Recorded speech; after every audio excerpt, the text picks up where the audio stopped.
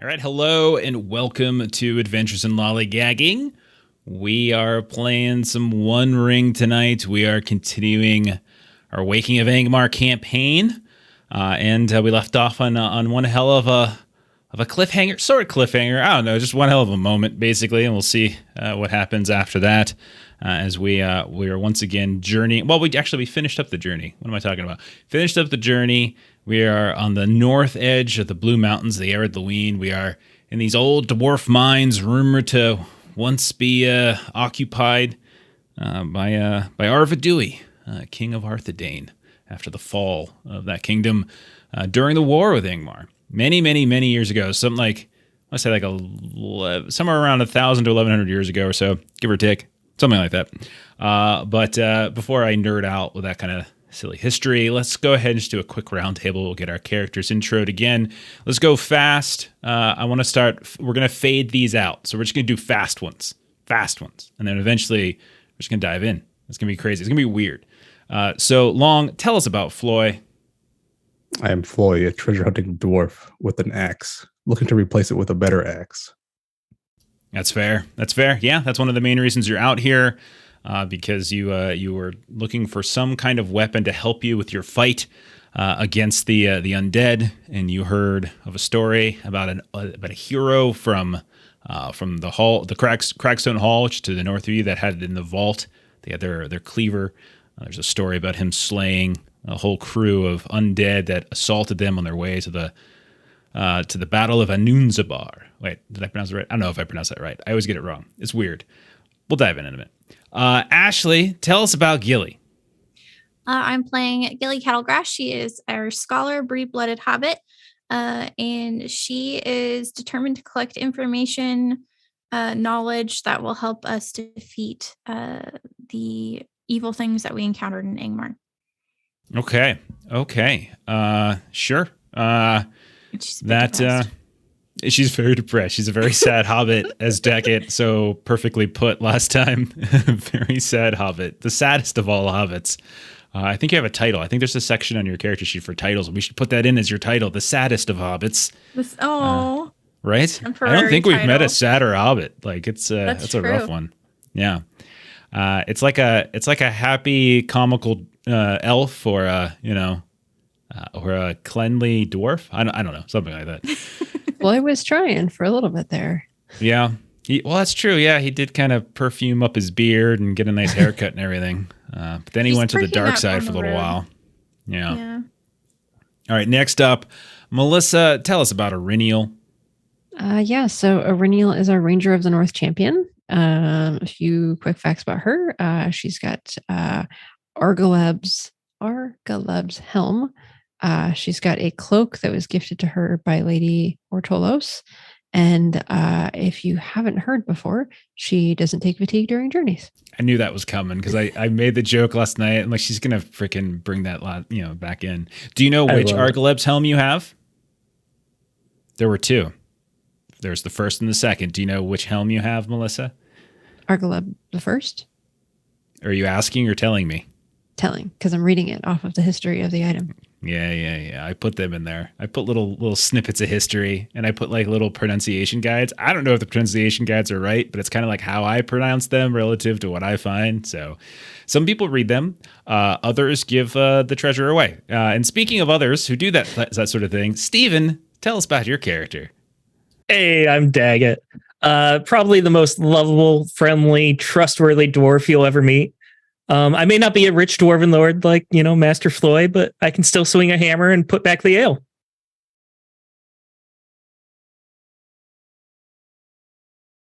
That long pause for those of you that are listening on the podcast is because Steven stopped talking while I was getting a drink. You said fast, so I went fast. I'm starting to think you're doing this on purpose. Like every time I go to refer to a drink. You got to drink faster, buddy. You got to keep up. Dead air drives me insane. Melissa knows, like you guys know for the podcast, like, oh my God, silence freaks me out. Like a second and a half of silence it's like an eternity every time I hear it. It freaks me out. It's terrible. I have problems. But now you're hydrated and intros are done. I barely got a drink. I didn't have enough time. He went quiet, so I put it back Just down. touched his lips and he had to throw it down. I did. I put it right back down. I'm fortunate it's still standing, and I actually put it down correctly. Okay, because I can't put it down when my mic is live because it bounces. It's metal. You're killing me. Yeah. You're killing. And plus, it's just like it makes a bounce. Anyhow, Well, you know what? I'll keep going then if you want, and you can get another drink. Oh, do you want me to? Okay. So you probably already met my brother Snagit. He's a local hero here in the Blue Mountains. Really relatively famous for a dwarf, you can stop. Local now. famous. Yeah, you can stop now. It's fine. It's all right. We can go. You're famous, like Wait. that guy from that thing. Famous. We're not going to talk about Taggett and Baggett. The trapper. Baggett's and a baker, and Taggett's the trapper and hunter. He remembers it with the first letter. Taggett the tailor or tracker. Is it tracker or is it tailor? He's a Hunter and trapper. Okay, hunter trapper. Okay, I think okay. Because you have to tag your deer. Gotcha. Okay. And Baggett sounds like a baguette. So as he says stuff, Tag I'm and just adding Baggett. to it. And Draggett's the porter. Did you do that potentially? Taggett and Baggett. Oh god. Yeah, I did that intentionally. I didn't realize. What, you think I wouldn't? I've got a list of names ready to go. Probably up to 26 of them, I would imagine. Well, actually more, because sometimes, like Dragget, you get 2 letters in front of there. So Shagget. there's plenty of combinations. Is very Yep. loose dwarf or something. He's a real Casanova. And of course, Gilly is taking copious notes. Yeah. Of all of these dwarves. She has a favorite of the Gladrock brothers. So Do you? I don't know who, but she does. We'll I figure don't that have any out brothers. as we go. Okay. It might be a sister. She doesn't care. Could be. So yeah, because we're playing it sort of to the Tolkien dwarves have beards type of thing. So that's what we're doing. Dwarf women have beards and everything. So let's dive in. So last time we began as you all had reunited in the spring in the Blue Mountains after your Yuletide respite following the events in Angmar. And we began in the halls of Gladrock, where Floy was able to introduce Daggett to both Iriniel and Gilly, and then kind of filled them in on this plan that you all had to track down Snagit, the Oathbreakers, and my douchey neighbor with his ridiculously loud muffler. I'm not sure if everyone heard that, but I heard it. Drives me nuts. But you were tracking down Snagit, the Oathbreakers, and Kobar's cleaver, like Kobar, son of Cain, who is the hero from Crackstone Falls, etc. And this was stolen from a neighboring dwarf hall. And you were going to kind of maybe kill 2 birds with one stone, like find the cleaver that helps sort of kill the undead, but also at the same time track down Snagit, who accosted you all at some point earlier in the campaign. So you planned a route, and you started venturing north along the foothills of the Blue Mountains. And your destination was this old dwarf mine that you've heard rumors a couple times now that a human king Arvedui was rumored to have taken shelter there after the fall of Arthedain. So along the way, you had a couple encounters. You found a pair of dwarf children who were playing at being wizards, and there was like a cracked belly of an old dragon statue of stone that was pouring this copper-stained water into a mountain stream. Floy, you discovered a trio of dwarf faces that were carved into this large stone cliff face, but instead of being like that stoic, honorific style of art, it was instead these like sort of deranged mockeries of like the fire beards and the broad beams and the long beards, like these ancestral clans, like the origins of the dwarves, etc. Nearby, you found a cave that revealed this workspace and a camp and tools that belonged to a person by the name of Bosdrick, who was a stone carver from Crackstone Hall, might have connections to Snagit. And Floy was trying to repair or destroy those faces to kind of get rid of that desecration, but Daggett was secretly kind of misplacing tools, try to delay them and everything. And then Iriniel and Gilly, while this was happening, you saw 4 fiery meteors and fly down from the mountain peaks and crash near your camp. You inspected it and you discovered it was not meteors. It was just hawks, like some sort of, you think it were hawks, some sort of bird with large talons and claws. and they were caught on fire. They had all plunged to their deaths. A couple days later, as you were nearing your destination up by the upper reaches of the Blue Mountains near the ice bay of Foreshell, Ariniel, you observed another bird, actually. This one is a giant pale eagle, you think, perched atop a ridge. They sat still as a statue before they kind of flew off into the clouds. You were able to, after that, find the entrance to these dwarf mines. It was a side entrance because the main had collapsed a long time ago. You discovered some tracks and some traps suggesting there was like recent activity. So you're kind of moving around quietly and carefully. Very circuitous tunnels and half-completed halls. Like this place was sort of a mess. And after wandering for a couple hours, you stumbled upon a tomb where hillfolk, Lottie's people from Rudour, right? Their ancestors being one of the sort of the Betrayer Kingdom. And after wandering, you found them looting these ossuaries of long dead dwarves. You've leapt in the action, dispatched the hillfolk with relative ease. A couple of you took some hits. But as the last of Lottie's kind started to flee down this adjacent tunnel, you heard this giant and terrible beast just erupted from the darkness, growling, mauled the guy, dragged him away. It was a beast not unlike the carvings you saw from the elf Merthel in Forlond, and also very much, Ariniel, like the beast you and Marimbem saw as you were crossing over top of a mountain crevasse near Othrengul. A beast native, or at least from Angmar. So we will pick up right there as we have just finished this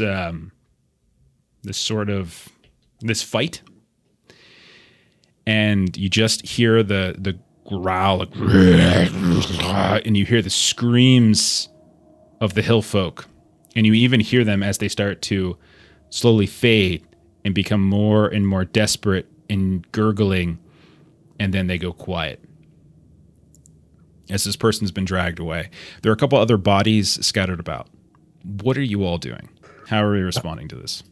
Everyone back away. This dark beast down that tunnel. I've seen that before, but nowhere close to here. You've seen that? I have. With Maribem when we were in the ice. That's not... That doesn't help me, I'm sorry.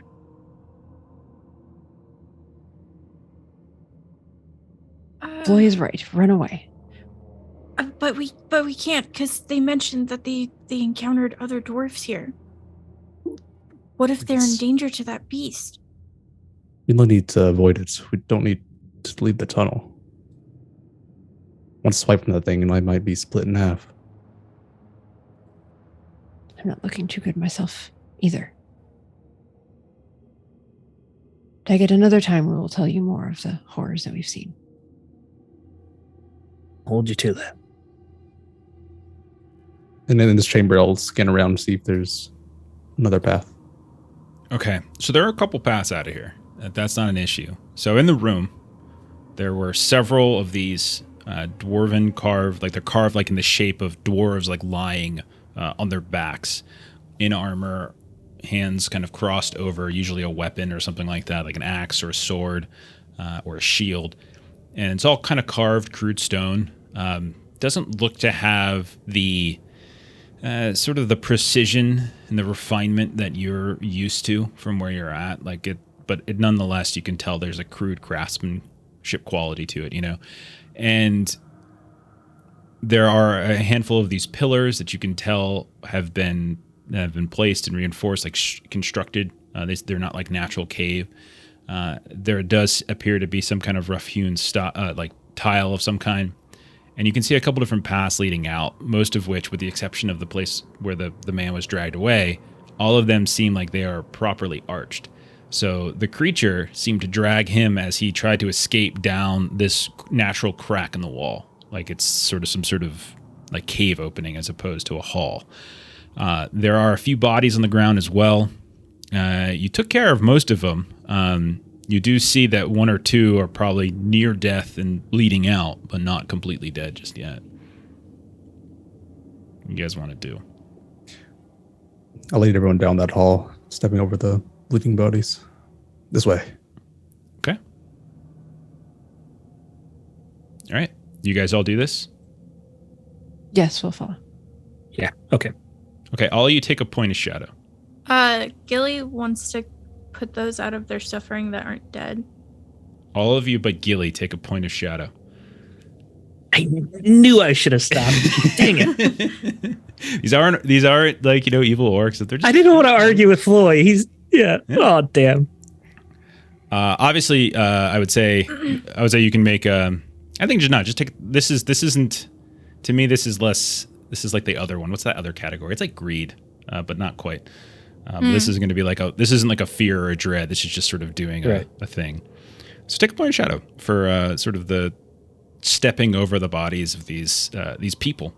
But Gilly, you kneel down. A few, like two of them, you would say are like one of them is literally on their last breaths, and they kind of like reach out with this sort of bloody hand, like kind of looking at you. But you their hand. You can tell it's like they're looking at you, and then like they fade off. Like they think they see something. Their eyes suddenly widen, and then they fade off. The next one, as you go over to them, you can tell doesn't really again need a whole lot of push. If you were closer to civilization, you might be able to find some way to stabilize them, but you can tell that their wounds are severe. You all really cut through them pretty heavily. Easy to forget that these are just people. They're not orcs, they're not undead. They're just people who've gone down a dark path. But you wait, and this one is a little bit more conscious. And kind of, as they reach their hand out, you do the kind of same thing. You grab it.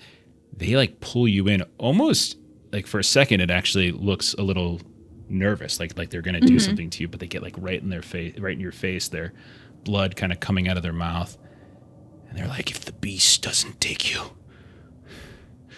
the spirits that roam this place, they'll steal your warmth and your breath. They shall want. No more will the people of the South forget that we share this land with you. Lottie will see to our vengeance." And then it just kind of fades. Lights kind of dimming in their eyes. Mm. And what do you do? Gilly stands up from that, and she does the nice thing where she kind of like crosses their arms over their chest, but she can't really move them too much since they're so much larger than her. I'm sorry it came to this. And then she'll stand up and follow after the group.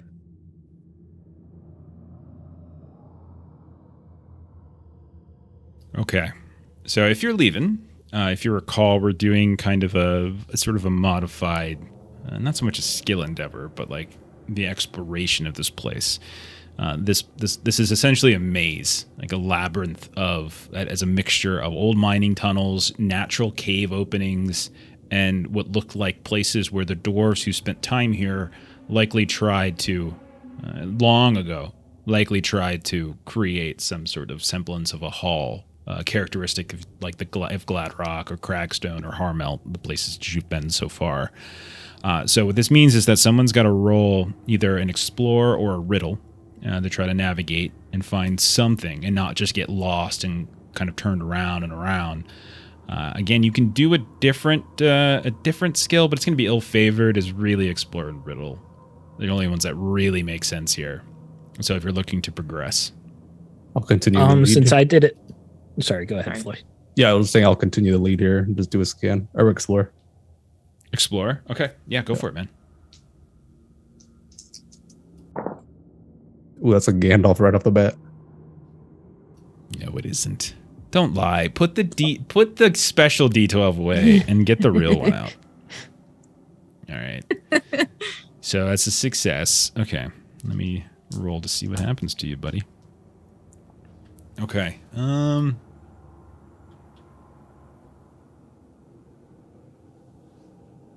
So as you're kind of pushing through, you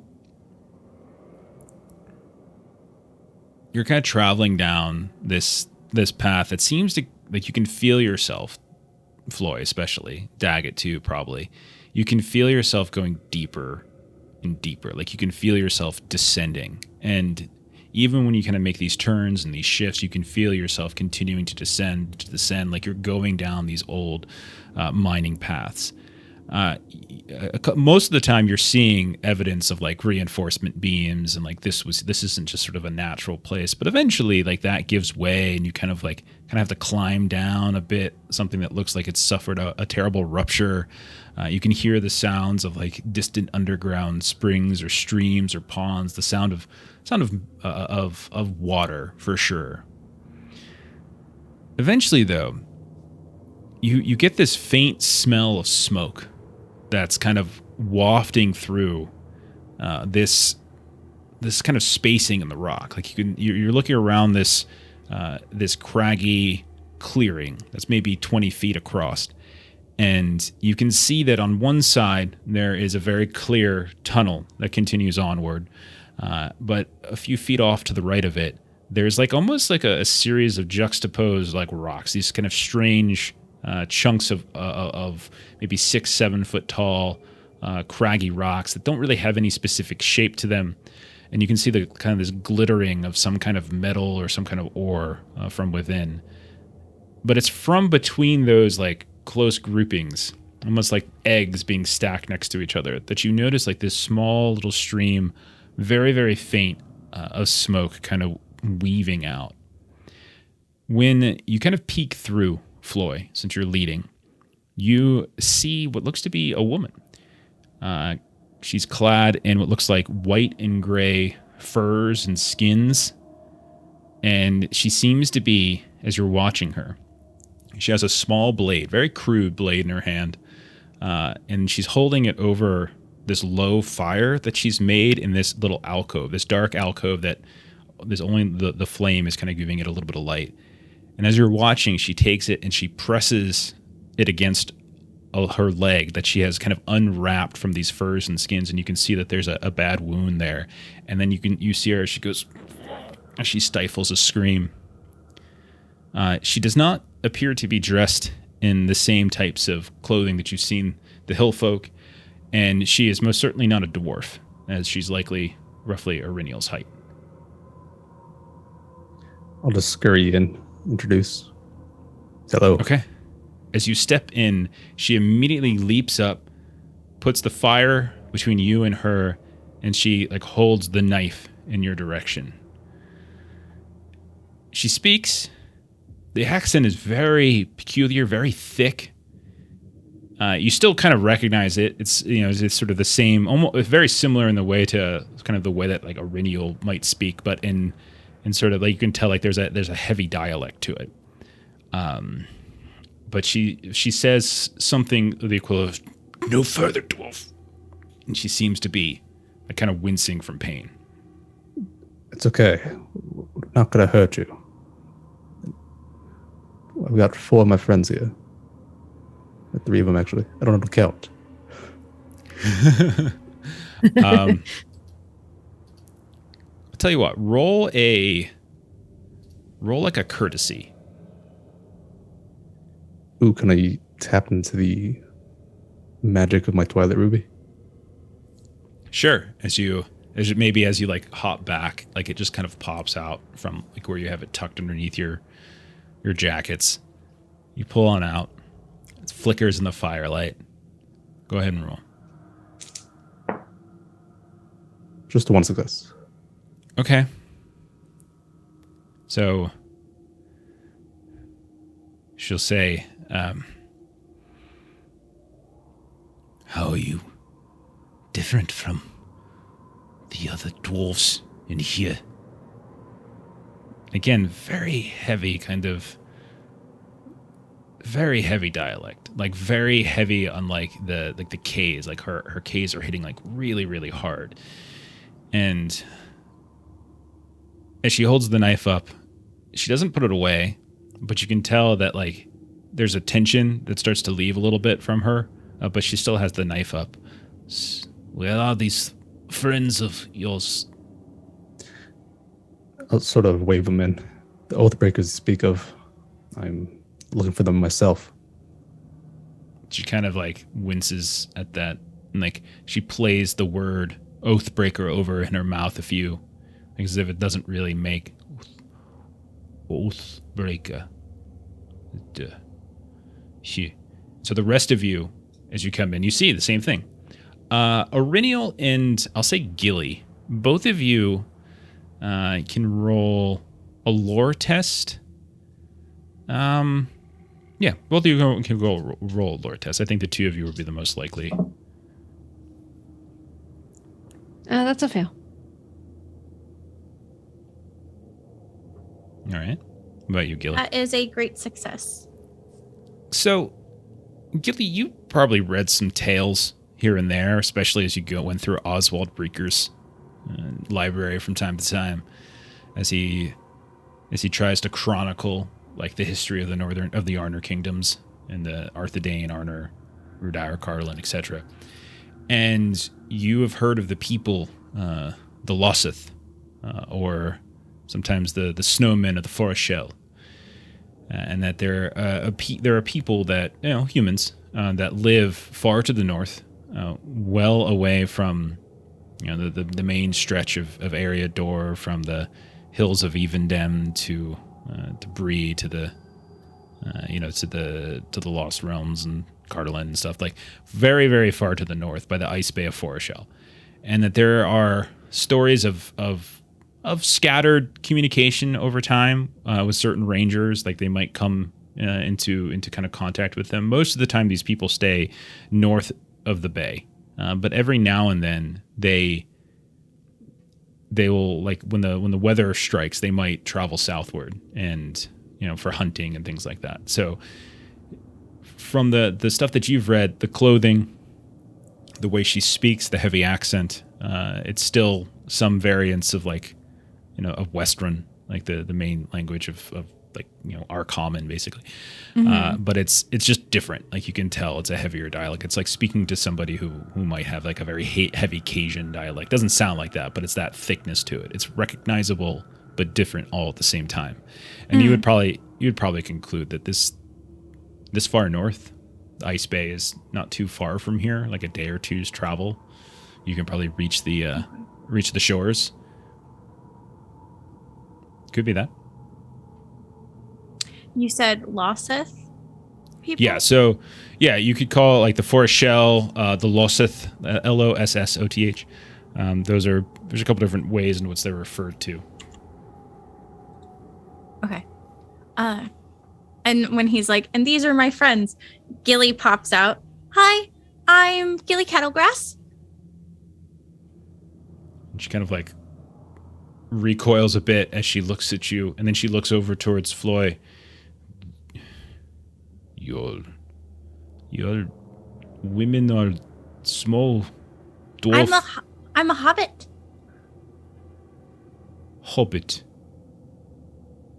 And again, she's like playing the word around in her mouth a bit. What's this hobbit? And she just kind of like points to herself. We love food. It's right here. Potatoes. Leisurely things. My parents grow sweetgrass. Grass is sweet? We'll smoke some, maybe, if we become friends. Why would grass be sweet? It tastes sweet. And she just looks confused. It's just that these strange references you're making. And then she continues. Good. Where's your friends? Are you here alone? She kind of hesitates. But Floy, you did pass the courtesy. She'll say, my party, we were separated. There are others here who are aggressive. We were attacked by, creatures of snow, and we saw your dwarves as well. They greedy, but No violence towards us. They did not see us. But then the others came as well. Tall, like this one. She kind of nods in the direction of her Irinial. Did they have markings on their Yes. face? Yes. Yeah. They shouldn't be a problem anymore. She kind of shakes her head. They have taken some of my people. Oh, we ran into 4 of them, but the beast took the last one. Your people like weren't Beast? there. What beast? And Gilly took the time to sketch it previously when she saw the statue. So she gets her book out and she flips to that page and she shows her. It is like a bear, but uglier, and something is. She kind of It's hurting. recoils. It's in pain. Are you? I don't think you would know anything about that. Oh, I just took a guess by how horrifically in pain the statue looked. Okay, never mind. What statue? Remember when we saw the statues that the carved? sculpting. Okay. Yeah, it looked like super in pain. Oh, okay. So she'll look at you and she just sort of shakes her head, like not very good at illustration. Looks like, yeah. And she sort of shakes her head before she insults you, and then says, "There are more than 4. There were 20 at least. Large group, weapons, armor. They are looking for something. We saw smoke on the mountains. We came to look. Spring is here, and we came to the forest to hunt, to gather. And we saw these people." She nods towards Floy and towards Daggett. They was scouring. There have not been dwarves here in my lifetime. Why are there so many of you here? Last year, this place was empty, save the whites. Our minds are running dry. Just felt the need to get a little bit of exercise, go for a little constitution. Kind of cocks her head at you. Exercise. Was there a woman with bright red hair? Yes. Yes. And at that, Gilly looks kind of panicked at Floy and Irinial. Lottie's here? It would appear. I do not name. But she is tall. Yes. She has hair of fire. Yes. Orders everyone to do her bidding. Yes. You see the dwarves and the tall ones together? No. I saw both separate. Dwarves. Greedy. Crude, but not violent. This one's people. Again, she sort of like nods in the direction of her Neil. This one's people. Violent. Cruel. Shakes her head. How many of your people are out and about, missing? Counting her, so she thinks. There were 6 of us.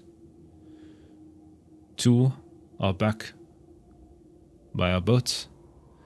4 of us came into the hills. And you see me, so there are 3. You think they're all together, or did you all scatter? We were scattered.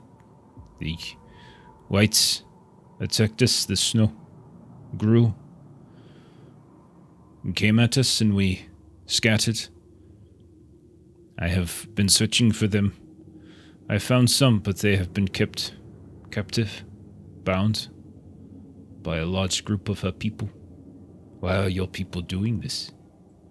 I claim no allegiance to them. We, in fact, for quite some time have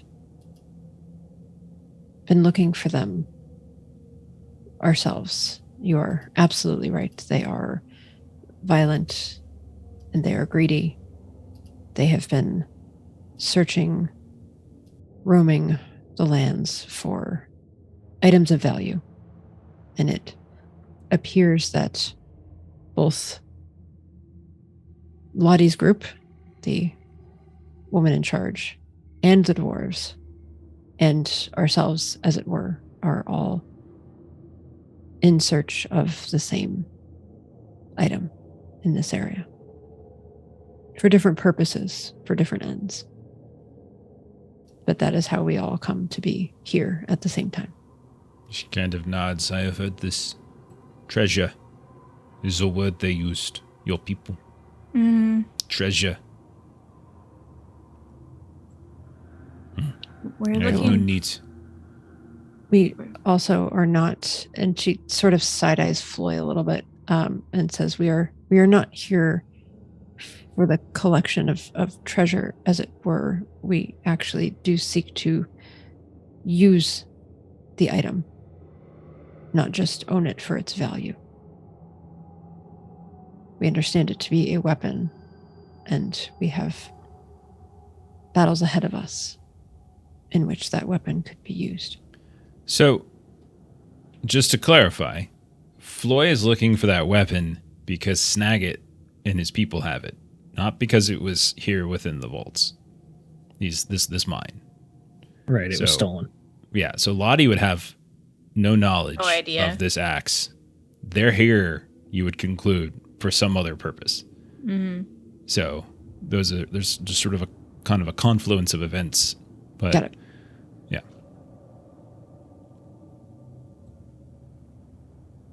We'll continue Where to roam did the you halls. see? Sorry, go ahead. You can ask the question. Go ahead. Where did you see the other of my people, the dwarves? There are some too. She kind of looks as if she doesn't, like, you guys are in an alcove. They are not close to here. They are further to surface. They have barricaded themselves in a hole with stone statues. They bid us away when we approached, but they did not harm us, at least. They are not Could you take close. me there? I could. Excellent. Forward. It's decided. I could take you there. It's not the same as I will take you there. Will you take us there? Will you help me find my people? Of course. Absolutely. Good. It is settled. You will help me get my people, and then I will take you to your people. Oh. Then I'll plop down and rest for a bit. A short rest if possible. She kind of looks down. She's like, "How dare you?" Sure. If you guys want to do a short rest, that's fine. Oh man, I'm not an elf anymore. My short rests suck. Oh, that's a shame. Oh, So what's it like to play the rules as written? you recover endurance points equal to your strength rating. If you're wounded, I don't think any of you are, but if you're wounded, you don't recover anything. So you just basically get your strength back in endurance. And then that's an opportunity if anybody wanted to refill hope with some fellowship. Yeah, Which you I can don't burn think some fellowship. we've reset our fellowship back up to. I don't think you've used any yet this No. phase. So this We is haven't. adventuring phase. So if you wanted to, now is the time. I'm good. No, Okay. thank you. I'm good. Little time passes. You exchange stories. She tells you a little bit about the layout, what she's seen. You kind of share a little bit of whatever it is you want to share, and kind of grow some trust. Maybe Gilly, you help out with her wound a bit, which she has dressed herself, and you can see that she's kind of cauterized this wound. But maybe you help that out, kind of build a little bit of trust. But after a little bit of time, she gets up, pulls the kind of the fur back over, covering her leg once more. She picks up this knife, puts it back in her belt, and you can see nearby she has a weapon. You can tell it's a bow. She picks it up and looks sort of, it's a short bow. It doesn't look like it would fire too far. But she says, then let us go find my people, rescue them, and then we will look for your dwarfs. Did you say why Yes. they're being held captive? I do not know why, other than they found us. They think we might know what is Where in the treasure here. is. I know not of it. None of us know of it. We have not seen people in these parts for generations. Not in my lifetime. Occasionally we will find a stranger along the southern shores of the bay, but never so many as this. And we have not come to this halls before. Some dead king, they say. Treasures. Power. We care not for these things. We are here for the hunt. We are here for supplies. And the smoke is just the curiosity that brought us here. And we will find them. Good. My leg is wounded. I move slow. You will We're lead in no the way. rush. We will go together. Good. And then she takes a couple steps, stops. And then she looks to you all. You all are... Your kind is different. We would have exchanged names where I am from. I am Helvey. Floy. Yes. Floy. Agate. Daggett. And Gilly. Kettlegrass. Who smokes sweet grass. Yes. Indeed. Overneal, daughter of Moriel. Yes.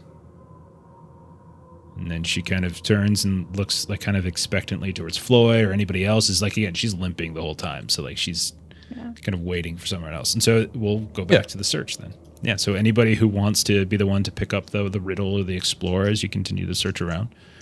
I can do a riddle roll. Okay. That's just a regular success. Okay. So very nice. So yeah, I have like a little system I'm using here. So then, Thankfully, I only had to hit 14. okay. So you guys kind of continue to travel. You're moving about. You kind of lose there's no real ground anymore as you, like, it's just rock. And sometimes you're crawling over top and like you're tripping. There's pits, there's crevices. Eventually, though, as you're wandering through the darkness, you see almost like the reverse of what you were in, where the dwarf ossuaries were, where you see like this sudden like vertical crevice. It's almost like this slash, like this forward slash in the wall. And you could look through it and you can see this hewn and very ornate passageway on the other side of this rocky crevice. You can see that the ceiling from the other side is like, it's arched and decorative. You look up and you can see there's what looks to be some attempts of decoration. It doesn't look, again, completed, but it's there. And you see that there is this kind of rusted and unlit chandelier that, as you look at it, you can tell is like swinging ever so faintly, just like little bit back and forth, like barely an inch in any direction. You can see that there is, Gilly, if you're out in front, makes sense. You're kind of small, and there's a lot of like sort of weaving that you have to do. Everyone can get through there, but it's a little bit easier for you. You can see a large hole is open beyond where that chandelier is hanging, and you can see though through it, there's like it almost seems like light is coming down. You're not sure if it's like sunlight, torchlight. You're not exactly sure, but there's light coming through it, and you also see like there's this dripping icy water and sleet that's coming down. And right as you're getting ready to like sort of push through whatever it might be, Gilly, you hear a sound. You hear the sounds of like crackling ice that just weave into your mind a bit. Nobody else seems to react to it at all. And it's like a thundering sound. Mm-hmm. And just as you're about to step forward and that noise hits, it gives you pause. And you look as a chunk of this dirt-stained ice in the ground and this kind of coated in grime shifts atop of what looks like, the ground itself as a drop of water, like drops onto it. And it kind of unfurls into something that's seemingly humanoid in shape, but is ultimately like this compacted sort of automaton of like snow and ice. It's just sort of this weird grouping, and you feel a hand on your shoulder, and you look back and there's Helvey, and she kind of pulls you back a bit. This is one of the whites. They are made of, they have no legs or arms. They reach for what they can get, and that is snow. And ice and grime. That is all that gives them shape. We have encountered them before. They are very dangerous creatures of death and hate.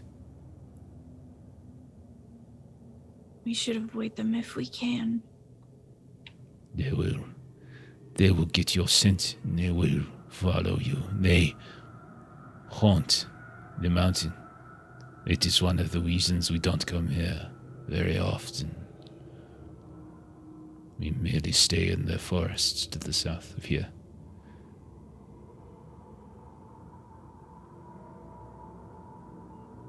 So Gilly will make everybody back up with Helvey. There's a white ahead. Should we go another way, or A white what? and Gilly's like, do you want the definition? It's like an evil spirit.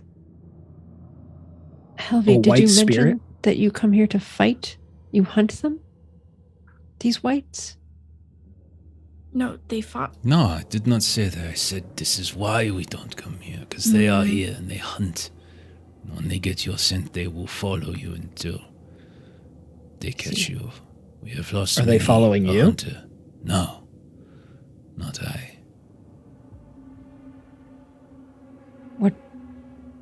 What are their weaknesses when we come across them? How do we fight them? She kind of looks strangely at you. Why would you want to fight them? You can avoid them. They are there. We go there. There are many other tunnels here. All of them go this way or that, and they come up onto the mountain through an old entrance or through a crack in stone. We have no need to fight it. We have at times had to fight things we did not want to fight. But we will follow your advice and avoid it as much as we can. There's no need to fight it. Very few times are there needs to fight. More often, in my experience, people fight when they think they have been backed into a corner, but in reality it is just their pride that forced them into it. Nothing else. No. We do what the Hobbit says. We find another way. I can take the lead in trying to find another way. Okay, go ahead Perhaps and do we should try to find a place to rest for the night. If my people are close by, we could stay with them for protection. But We don't- made a deal. No, we'll still help you find your people, but we just came out of a fight. There's some beasts, there are white spirits. Just saying, a barricade sounds pretty good to, rest, recover. You're injured. We made a deal. I'm not changing the deal. The deal is made. We will make the deal, Why? but we can rest. Why do you think they will not harm my people? I never While said you they are wouldn't harm your sleeping, people. My people might be suffering. We just It took was just a rest, Daggett. suggestion. Just, throwing ideas out there, trying to foster, some community spirit, give a little, take a little. That's all.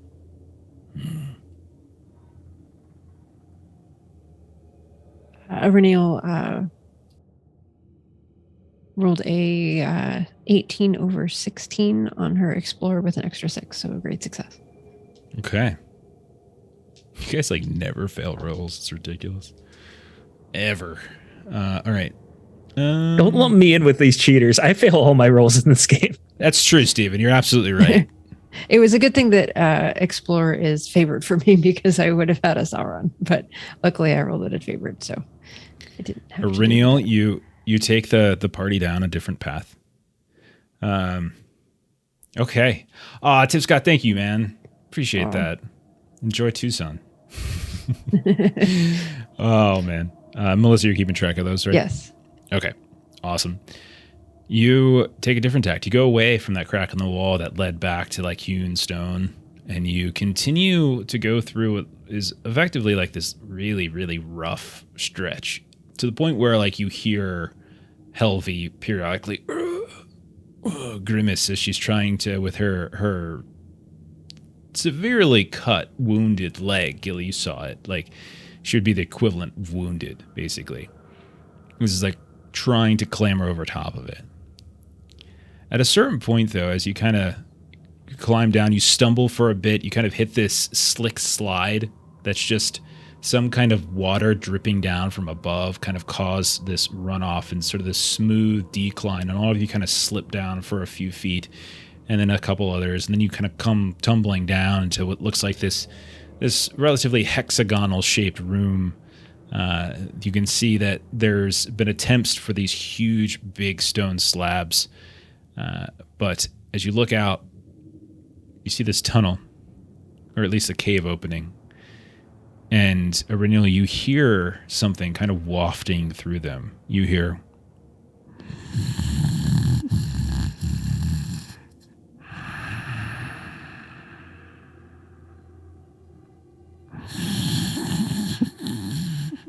that the sound of some heavy and labored breathing.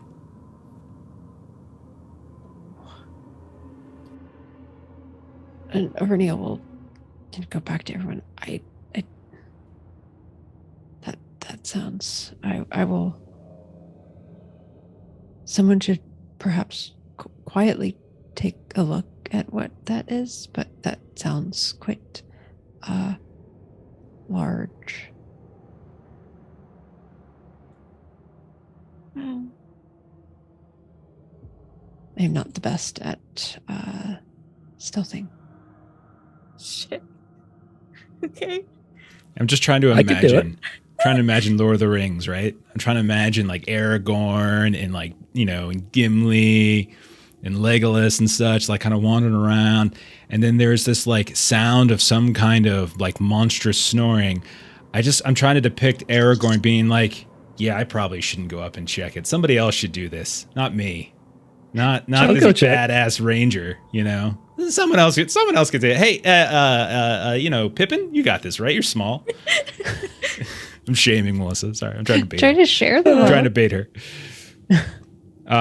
Who's sneaking up? Jeff, I have a useful item of cloth padding for my armor. And it like ties it in places, and it's like where all the metal would meet. It's padded to hopefully give me a little bit better stealth. Can I use that in this case? You have a padding. I have a useful item for stealth. What's cloth it called? Padding. Cloth padding. Yeah, it's a useful item just for stealth because I like being stealthy. Yeah. I get you. I figured it I was wouldn't about help to for say, like visual, you don't but have for your like cloak sound anymore. Yeah, that's fine. Go. I get what you're That's saying. right. Yeah, I get what Okay, you're saying. cool. Can Gilly also go? Yeah, sure. Both of you can roll. Yeah, team up. Let's do this. See, I'm building relationships. Could have done it on my own. Building the fellowship. Rebuild. So I am still weary. So all those threes I rolled don't count. Okay. But I did roll a Gandalf. I thought you just Here I was saying that I just don't said cheat, and you're here I not rolled one a of the Gandalf. cheaters. Okay. How'd you do, Gilly? I got a great success, so I would like to enact my art of disappearing. Okay. Ooh, nice. So you're effectively invisible. This is probably the first time that such a thing has happened around Daggett. So Daggett, the two of you Yeah. are sneaking First up time and in a sneaking while. up. You're right next to each other, and all of a sudden, you just completely lose track of Gilly. As you're in the darkness, there's no light, and like you don't hear her anymore. You don't see any sort of movements in the dark. She just sort of seems to out stealth you, man. Where'd you go? And then you hear, Gilly.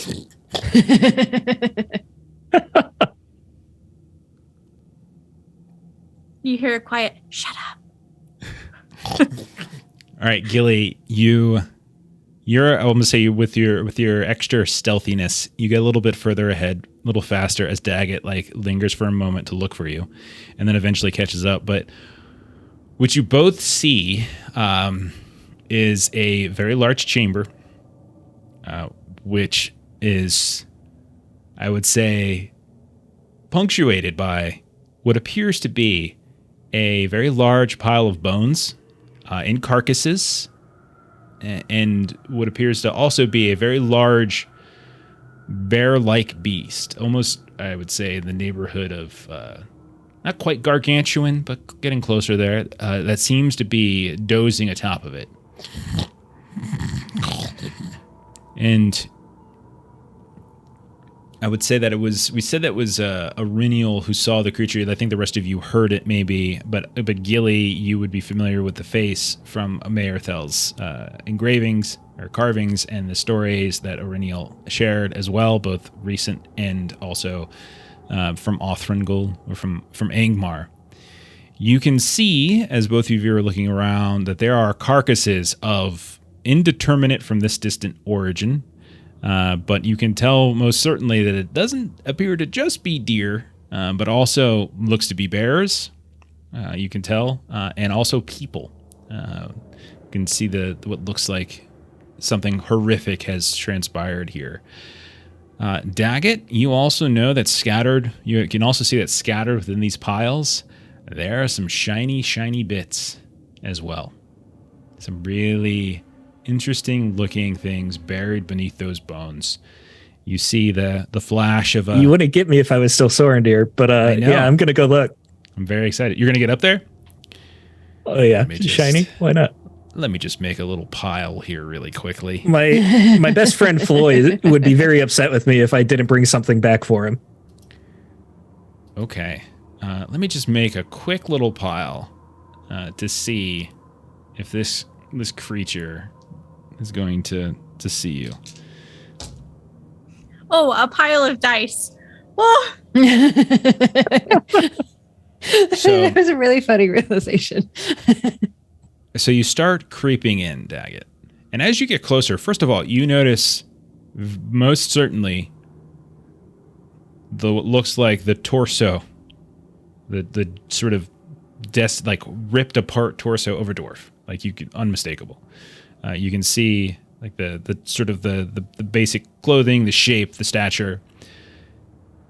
You Just also the torso. No identifying features. nothing identifying. You also notice that that's not the only body here. You see signs of those hill folk. You don't see any signs of like the Lassath, like that sort of fur and leather clothing that she was wearing, that Helvey wears. But as you get within maybe about 10 feet of this thing, it stirs.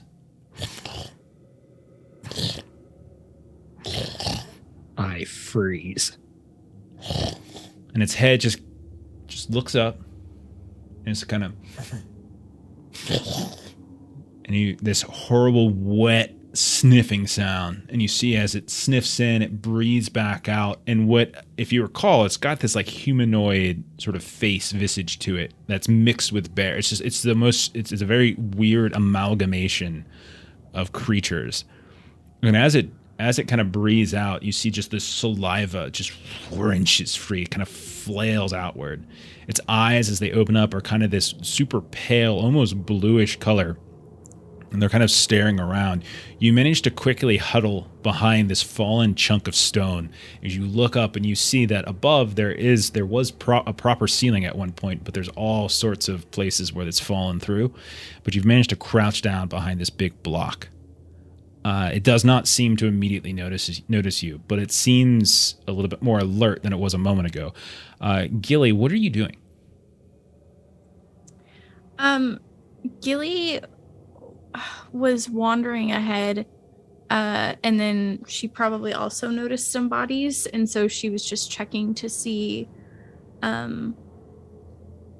like, is one of them Snagit? Like, because that's really the only one that she would recognize. You go inside? Oh, I thought everything I described was what you guys saw from the opening. Steven specifically said Daggett went further in. Do you actually go into the room? You have treasure. no, because she's not treasure. Okay. So you can watch though as Daggett very carefully moves. It's very dark in here. You don't really see any light.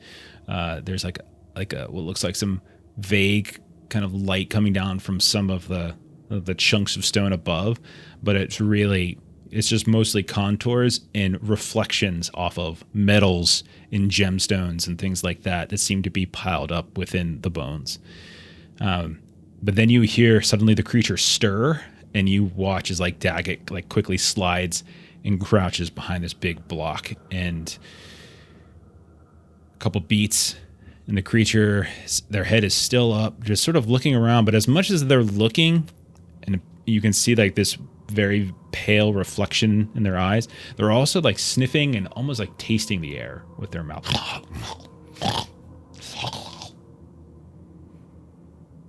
Looking up, you said parts of the ceiling have fallen through. Do I see sky, or does it lead to like another cavern? As you look up, you can see that somewhere in the neighborhood of about 20 feet above you, you see this like big old chunk of the ceiling is missing. And you actually see what looks like the flickering of firelight. Like someone, like either a fire or a torch or something like that is up there.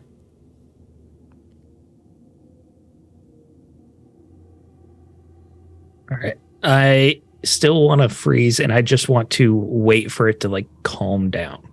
Okay. Gilly, are you wanting to do anything in this time? Gilly's got her bow ready,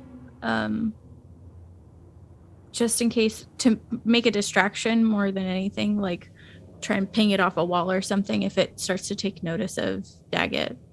Okay. Are Floy and Aurenial doing anything? They've been gone for a couple moments, 2-3 minutes, maybe up to 5 as Daggett creeps inside. Do you two do anything? I'll keep my ears open. Okay. Yeah, same. I think we're just listening for a sound to indicate All right. that something is needed. So after a moment or two, Daggett, you hear the settling of the bones again. You hear, and you no longer hear that heavy sniffing and snorting. As you think the creature has probably settled back down, you do like a little brave peek around or over the top of the stone, and you no longer see those pale glowing eyes. I want to give it another 5 minutes or so. to just let it really settle in. Okay. And then I'll see what shiny things are nearby. Okay. Let So it hit that REM cycle. Exactly. wow, that's a Patience is a virtue. So within reach of you, this room is just filled with carcasses and bones, and it's just sleeping on top of, like, they've shifted around the room every now and then where the pile might be, but this whole room is just like, ugh, just hideous. You manage to sort of reach out and find underneath one of these old piles of bones. It's less like there isn't like any recent carcass here. You manage to pull out from underneath it what looks like this, for lack of a better term, this sort of like beautiful green gem that's probably about the size of your fist. Like, it's just huge green. It's crude. It's not been like carved or sort of crafted in any particular way. But as you pull it out, and that little light from above, you can kind of see it give just a faint bit of green onto your hands and onto your clothes. That would be worth a total of treasure 3. Hey. Wow. As you turn, though, you notice that with this light, with this gem, you look on the ground, and you realize the ground is fairly ornate. Like there's something to this place. Like, this place looks to be quite amazing. Like there's like this chiseled frieze around around some of these stones here and there, as if there might have been a mosaic that was in progress. And you notice that some of when you go up to this pile of bones, you notice that like it underneath it, as is sort of built on top of it, is some kind of raised platform. And you realize like that's the same thing that the one it's on now, like that's kind of where the more fleshy carcasses are.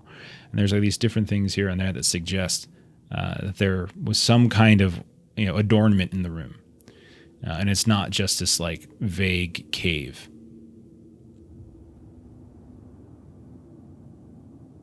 I'll take the gem and try to quietly walk out of the room. Okay. And regroup with Gilly. Okay, you can do that. It did not. And by the way, I didn't roll like a ton of dice. I rolled effectively 2 dice, 2 d12s, and they just bounced into the rest of my dice. That's why it sounded a lot worse than it is. But I let it go because you guys were nervous, and so I just let them think. I wasn't nervous. I could have 1v1'd it. I thought you were using like a table or something to determine like what the bone pile was, and then I was like, wait, no, it's a pile of dice. Fuck. Usually when I don't know like how they're going to react at times and things, like I'll just roll like a d12 and I'll use sort of like the hazard chart as a way of like determining their reaction. And sometimes I'll roll it favored. So 2d12, take the worse in this case for you guys, better for me. And so that's kind of what I did. But I rolled 2 10s. So you guys were fine. All right. So you step back out, you regroup with Gilly. You're a few feet down the hallway. You're down this sort of rocky cavern. You've got this beautiful green rugged gem in your hands, Daggett, that's worth quite a bit. What do you want to do? When we get far enough away that we can like whisper talk without like any fear, I would talk to Gilly and you see this gem right here? There's a dwarven legend about this gem. This is quite rare. They call this the sweetgrass gem.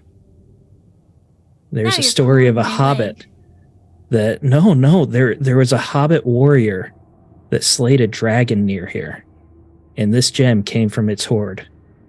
I think this should stay with its people, and I hand her the gem. Are you proposing to me? Is this a dwarf custom? No. I don't know you that well. It's a relic of your people. That's all. Oh, okay. Friendship. Got it. Okay. And she'll just put it in her bag. Okay. And we could, so sure. You've got, so put then treasure regroup 3. when we can. Yeah. And then you regroup with the others. That's the sweetgrass gem. Okay. That's funny. Jeff's just like, God damn it, you keep giving away treasure. Oh no, this one's It's fine. staying in the party this time. This one's at least in the party. Exactly. Yeah. All right. So they come back. They brief you on what they see, I assume. Yeah. Yeah, tell them everything and tell them this appears to be, I would say it was a dwarven hall of some point. That was a great room, and there were pillars that supported the roof, and I saw fire up above, which makes me think that there's another room up there. It could be my people, it could be the hill folk. But regardless, someone's staying just directly above us. Was that the only way through? I did not see a way up. Yeah, you didn't see a I way would not out. recommend that we go through there again. That creature was a very light sleeper. Plenty of places you could go, by the way, in terms of like circuitousness. Like, don't worry about specific like gridding. But yeah, like you didn't see another way up though. It did. I agree. It did look like a treasury, so perhaps that might be Lottie's people above. Let's see if we can find a way. Okay. Do you Way. find a way? Does that mean going inside and climbing up, or does that mean going back Another to way. searching? Circuitous. Okay. Yes. Go ahead and roll your. So someone take the lead. Start backtracking, finding a different way. I guess I'll roll this time because I kind of saw, so I'll try to navigate that direction. Do an explore, let's say.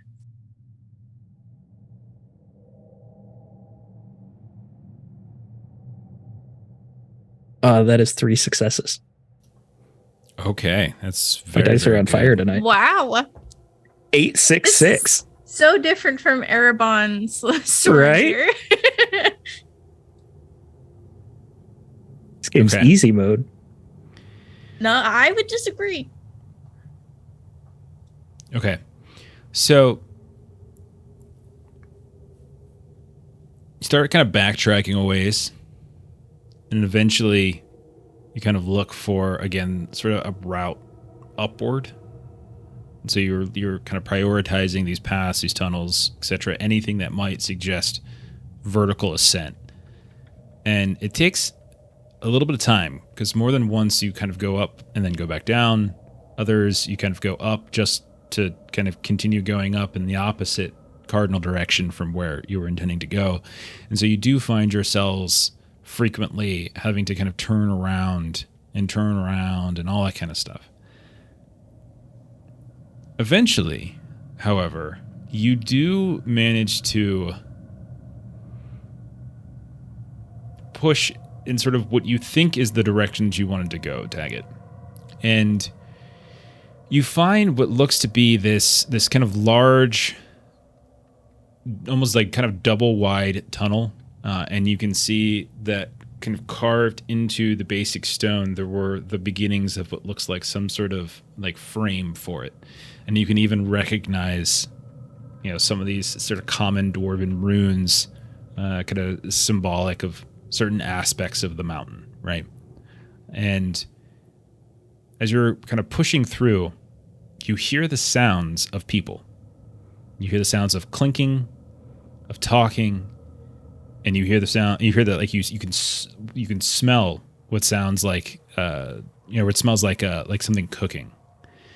Now, you're not, judging by your assessment, you don't think you've managed to go all the way back in the direction of where that lair was, but you're kind of moving in that direction at the very least. But you can hear the sounds of people, and they're through that kind of double wide passageway with the strange runes over top of it. What would you like to do? Safe to say that it sounds like more than 3 people. You hear several voices. I would just motion for us to stay quiet. I do not believe these are the Losseth people. And I would start walking towards them, just not like right out in the open, but just trying to get closer to see what we're looking at or what we're close to. Okay. Reroll that stealth, since this is a different situation. Can I use my padding again? Yeah, I guess. I'll go with them here. Okay. Same thing. Jeff, I'm a cheating bastard. I got a Gandalf great success. Okay. I got a 14 success. I think, statistically speaking, the amount of times you guys roll Gandalfs is inexplicable.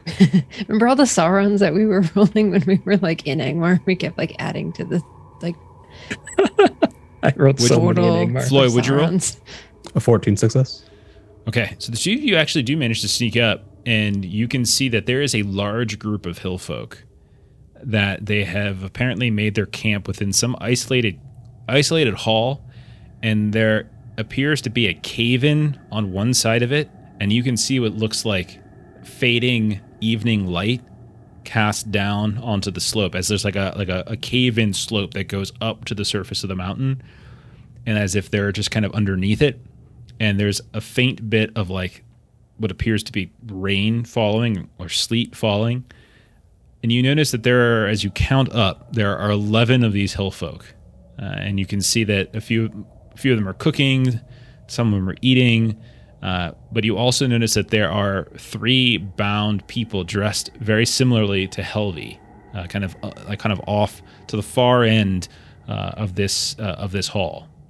You don't notice any hole in the ground to suggest this goes back down to the lair, but at the very least, you have found this like pack of hill folk and these Lothoth people.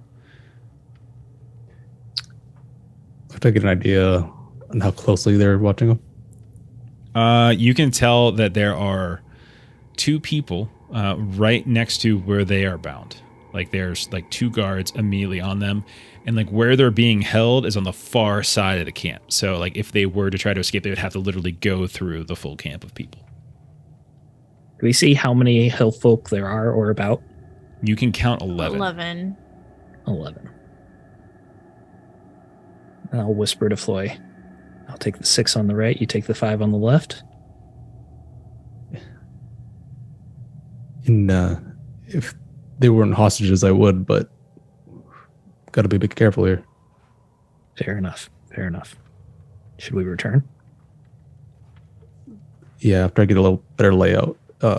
It's just an empty room, sort of a dead end, or so it's a hall. It's like a large dwarf hall. So like it's a pretty standard thing. You can see that there's pillars and things that kind of go down the center, and there's like kind of pairings of them along the way, fairly ornate. They look to have at one point been holding the ceiling of, but like the whole right hand side, all but one pillar has completely collapsed, and that's where you see that kind of incline going up to the surface. You don't know for certain, but there likely was, you would imagine just from like the architecture and the layout, there was probably some kind of connective tunnel on the right-hand side that likely caused like the instability there and allowed for the collapse. Off to the left in this large hall, which is about 50 feet deep, you can tell. You don't see kind of anything along the left-hand side to suggest like other passageways here or there, and nothing in the ground. It really does feel like that there's only 2 ways in, one of them from where you're at, and the other one being kind of up to the surface of the mountain. Got it. I'll regroup. Okay, so we backtrack, share what you've seen. It's a whole lot of them. Don't know how to get through this peacefully. Do we have anything they want?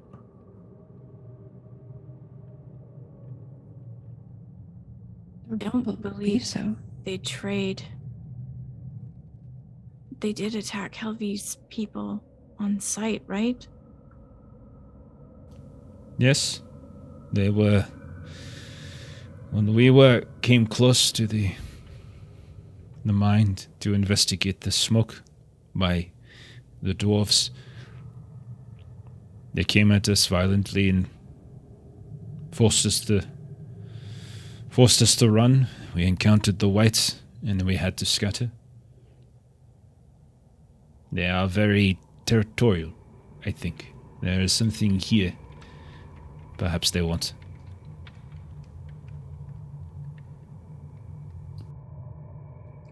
I wonder if we could make a commotion and draw some out. So we're not fighting all 11 at once. I agree with that tactic. It also seems, if from your descriptions, Floy and Daggett, that the folks that are being held are all the way at the other side of the room. I do wonder if perhaps we should try to come from the other direction. How many like entrances and exits did we see in the room? 2. It's So like I there said was one before. from Oh, above. so side. Yeah. It seems if we can, as in these situations, if we can get them free, that will help the numbers slightly. Did they appear still conscious and bound? Yeah, they were bound. It seemed fine. That is good. We could free them and they could assist. Then we have to find a way up. The other path leads down.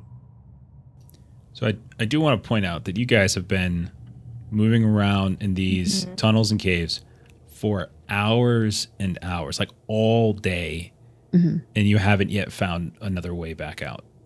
Like you found occasional time, like what you see here, the idea of light coming back down. So you certainly could do what you're thinking of doing, but that's not going to. There's no guarantee that by the time you get back out there that they haven't moved on, because it will likely be hours by the time. Oh, really long time. Yeah. I do prefer a straightforward fight, but I think the Hobbit might be right. An ambush is called for. We shall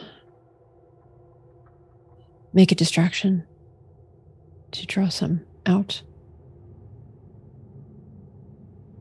And Renee will look to Helvey and just sort of assess if this is going to be a 4 on 11 or a 5 on 11. No, she's got a knife. She can move. Like, she'll help for sure. So the hall or tunnel that we came from, going back, would we find like a crossroads or like a good ambush point if we go far enough back? Sure. Why don't you roll a battle test as you look for a specifically good place to set up an ambush on your way? That was the question that I asked Erennial. If we found a good ambush point. I don't know. It's interesting. No, it's fine. Erennial can roll it. I don't care. Yeah, we can go back and look for a good ambush points. It's a battle roll. I have thankfully not had to roll one of these in a little bit. I mean, I'm using battle sort of like a tactics thing. I don't know if that's really I what think it's it's used fair. for so much, Yeah. because it's under Yeah. heart, not wits. So I don't know. Okay. With my Argolab's helm, I'm rolling a whole lot of dice here. So it is a great success. Oh, okay. No, but yeah, you can, if you work your way back, kind of like what Stephen was saying, you can find a relatively dark intersection of caverns, of tunnels, that have been, like, that have suffered horribly. And there are several, what looks like either stacks of like rock that have fallen, or there's pillars that are kind of still half intact that you could hide behind, spring behind. There's even a ledge or two that you might be able to climb up on and have a perch. You certainly could do something like that. Daggett, that was a wise idea. Actually, I do believe this point here is where we could perhaps draw them to. Now, do we think we want to make a commotion to draw them out, as if there's just a noise that happens, or perhaps we should keep the element of surprise. They'll know nothing if they start wondering.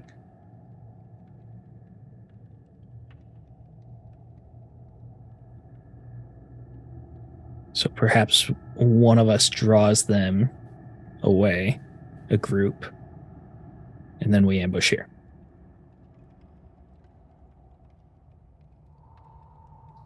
I was suggesting we wait for them to move. We don't even have to alert them. We don't know if they'll come this direction, though. Well, We if could- they move, all 11 of them will be moving. we want to try and pull like half the group, deal with them, and then go deal with the other half. At least that's what I was thinking. Yeah, I mean, we could certainly, Floy, we could wait a little bit and just see if anyone moves. It seems from your description a large area that they might stay in for quite some time. So who wants to draw them out? So I was trying to do it subtly, but I'll try to be a little bit more direct here. You saw fading light coming down from above, suggesting it's the end of the day. You would probably be able to conclude that they're camping for the night.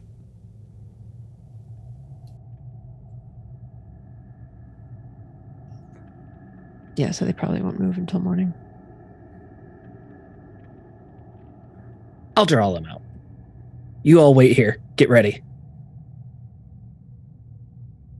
I'll be in position. Okay, so Daggett, what is your plan to draw them out?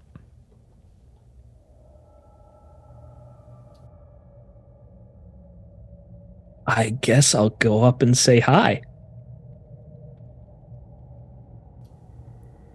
Okay, so you just wander up.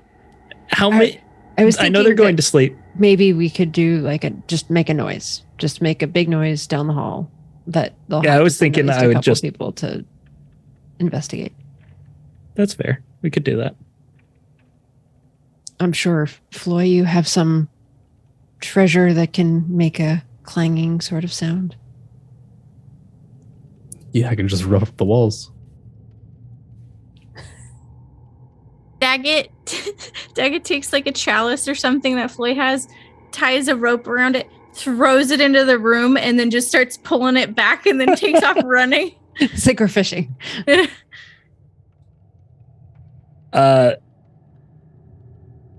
Yeah, I don't think it matters as long as we get some of their attention. So you guys tell me, So, what's the plan? We make a large metal sound. Okay, so you're just trying to make a cacophony of sounds down this path a ways and see if that's going to lure any of them. Okay. Yes.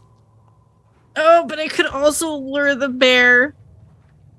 I've rolled the die. I'm afraid to say. Mm-hmm. Okay. Yep, it's done. So you make this cacophony of sounds, and there are some perches like up on the rock ledges that you could potentially climb to, Gilly, if you wanted to try to they're not like impossible for someone to get to, but you can kind of get up there and kind of perch up a bit and sort of stay there with your bow if that's what you're looking to do. The rest of you can find places, pillars, chunks of rock, etc., to kind of hide behind and sort of, hang to the side a bit. But eventually, after this large sound is made, you do hear the sounds of footsteps, of bootsteps, kind of on the rocky ground. You see what looks like torchlight coming from the direction where the hill folk are from. And then within a moment or two, within maybe 10 seconds or so of seeing the flickering light, you see it get closer and closer. You're able to count there are 5 hill folk that have come in this direction. They all have weapons out. They're all very aware and prepared. It's not a safe place that they're in. But as they come up, you all are in sort of this position, and they're looking around at this point, looking for any signs of it. They're kind of doing sort of silent communication to each other, little hand signals, and each of them are kind of starting to fan out a little bit in this room, looking around, seeing if there's anything here that might happen. What do you guys want to do? If you wanted to, we could jump into combat. If you wanted to spring an ambush on them here, or if there is some other idea that you're trying to accomplish. Will they wander past us at all? Or can we get past them So to get into camp? if you're hoping to see if they do that, I will give them an opportunity. I'm going to need stealth tests from everybody then, so that this. I would like to just ambush. If it's 5 on 5, I'll loose my bow. Yes, I'm a dwarf with a bow. Okay. So go ahead and let's do opening volley then. You guys will ambush. So every one of you can take a bonus die on your whatever roll you do during your opening volley, as they're not going to be there. You kind of plan this out And so you can take an opening volley from this. So let me drop a couple tokens so you guys can target some stuff. This is going to be... So I'm going to put 2 over on the eastern side of the river, and then I'm going to put the other on the western side. That's just because the stats are different for me. They have the same icon. So that's the difference. Why do I have like 3 different raiders? Actually, no, wait, I can do these too. Yeah, there we go. At some point I thought of that. So, okay. So that's what you see as they kind of come up. And that's not relative to how they're moving in the room. We'll do it theater of the mind. Okay, so let's go ahead and put you all into initiative. Well, not initiative. We'll put you into the format. We'll use Helvey like we've used other NPCs in the past. Anyone who wants to tap into her for extra assistance each round, she could be used once to get a bonus die. But I'm not going to run her completely. So we'll start. Daggett, you said you were firing, so why don't you go ahead and fire? Does in opening volley we don't have like forward or anything like that, right? Nope. It's just sort of like a ranged shot. You said you had your bow out, so you just take a shot. You just kind of, I would say, just classic. Put yourself next to whatever one it is that like you're kind of firing at, just so I can keep track of things. Would I be able to use that bonus die now from our companion? Yeah, once per round, so one person can use her from the volley. Just describe how it works. I'll kind of like give her a sign, and she'll just kick a stone or something to make some noise. And when one of them looks the other way, I loose my bow and shoot at that one. Okay. And that's good because that's what I needed for a success. I also rolled a Sauron though. So I got a success, but also a Sauron. Okay. Which one are you targeting? There's the 3 on the left, or 2 on the right. Let's do that one. Okay, thank you. All right, so what's the damage I'm dealing with? Damage on a bow. This is my first time ever shooting a bow. 3 damage. Okay. Did you say you had an extra success? I did have an extra success, yes. So heavy, how does heavy work on a bow? It's the same thing. The same way? Yeah. Okay, so an extra 7. 7 points. So as the rock goes clumping down, like this big chunk of rock just falls down, you hear like this kind of splashing, cracking sound. They're like, ugh! And then they don't hear, as they're kind of looking over that direction, the echo of the crash. They don't hear the as an arrow comes out from the darkness, and we see Daggett kind of taking a step or 2 forward, firing right into like the upper part of the person's torso, right underneath like the collarbone there, but not yet into a fatal spot. Okay, who's next? Again, take a bonus die because you guys set up this nice ambush. Reniel will shoot at the same one that Daggett just shot at. Okay. So that is a success, no extra successes. Okay, what's the damage? That is also 3 damage. All right. So second one comes as they're now hit with 2 dice or two arrows, much like Boromir. What about Floy and Gilly? So Gilly shoots her bow at one on the side with the 3, the one closest to the river. Okay. I rolled a 10 on my 12's die, so if they need a roll for injury. Okie doke. So what is that? 2. Target number 16. I hold an Eye of Sauron. Doesn't feel good, does it? So yeah, I'm good. Okay. Yeah. And then But you got an Eye of Sauron? That's good for you. Yeah, I know. Yeah. That's why I said I'm good. Yeah. And what's the damage though, Ashley? 12.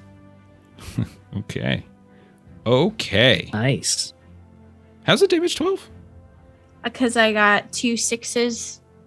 So I do 4 damage, and then I got my strength or whatever is 4.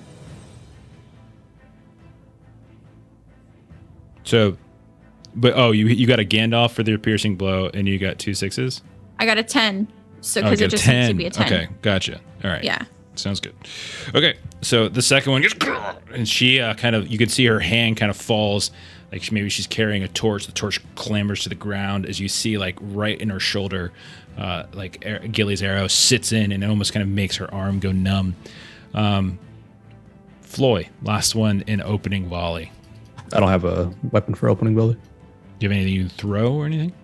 No, I don't carry a spear anymore because Okay. I dropped it for the load in lieu for treasure. Gotcha. That's fair. Priorities. I get you for sure. Okay. We'll begin combat then. Go ahead and set your stances. So it's 5v5. So you guys will get to pick your targets and everything. You do have Helvey with you, so technically it's 6v5. But go ahead and set your stances. Daggett, you're going up into forward stance. Going forward. Attaboy. And I'm dropping the bow. Okay. Going forward as well. Floy is up and forward. Irinial. Also forward. Okay. And so we'll just spread out to I don't know why Daggett's cover. listed twice on this thing. It's so weird. so I am I'm assuming Daggett is staying on the one that he loosed his bow against, and so I'm going to pick a different target this time. Okay. Okay, so we've got Irinial. You kind of charge into one of these tall guys with like there's these big old kind of sort of spears they're carrying, and then Daggett, you're kind of doing the same. So the two of you are on those. Floy, you charge in at one of the one of the women who's got like this short bow. Kind of there, she was going to draw on, but she sees you charge again. She drops it, pulls out a different weapon. So then, and Gilly, you're staying, I'm assuming, in rearward. Yes, please. All right. So I'll say one of these will go towards Floy. The other one will move towards, we'll 50-50 it. It will move towards, what's it called? Daggett. So they both charge it on the dwarves. Okay. So start of a new round. Helvey is available for use again if you want to do it. But we'll go to our forward stance, which is Floy and Daggett. Irinial, what stance are you in? You didn't change it on the screen. Forward. Oh, sorry. Okay, so in any order, whatever order you want. The three of you are all in forward Go ahead, stance. Floy.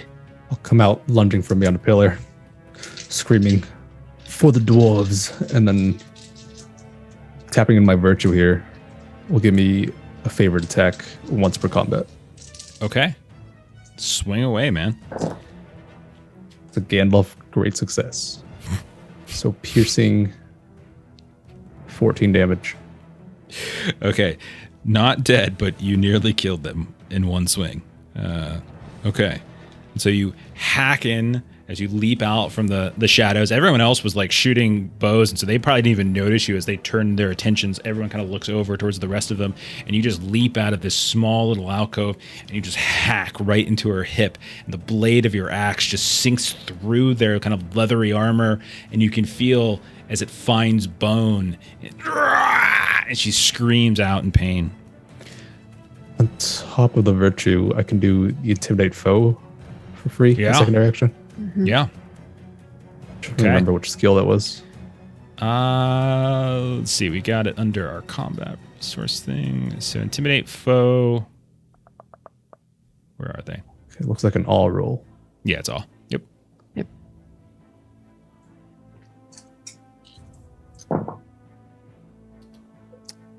That's 12. 17, great success. Okay. Can you read me the full text of it? I can't Yeah. remember if I'm supposed to roll something too, or is it just like a success? So I think it reduces Opponents- their resolve or hate by 1, right? opponents might 1 are made weary on their next attack roll. Gotcha. If Okay.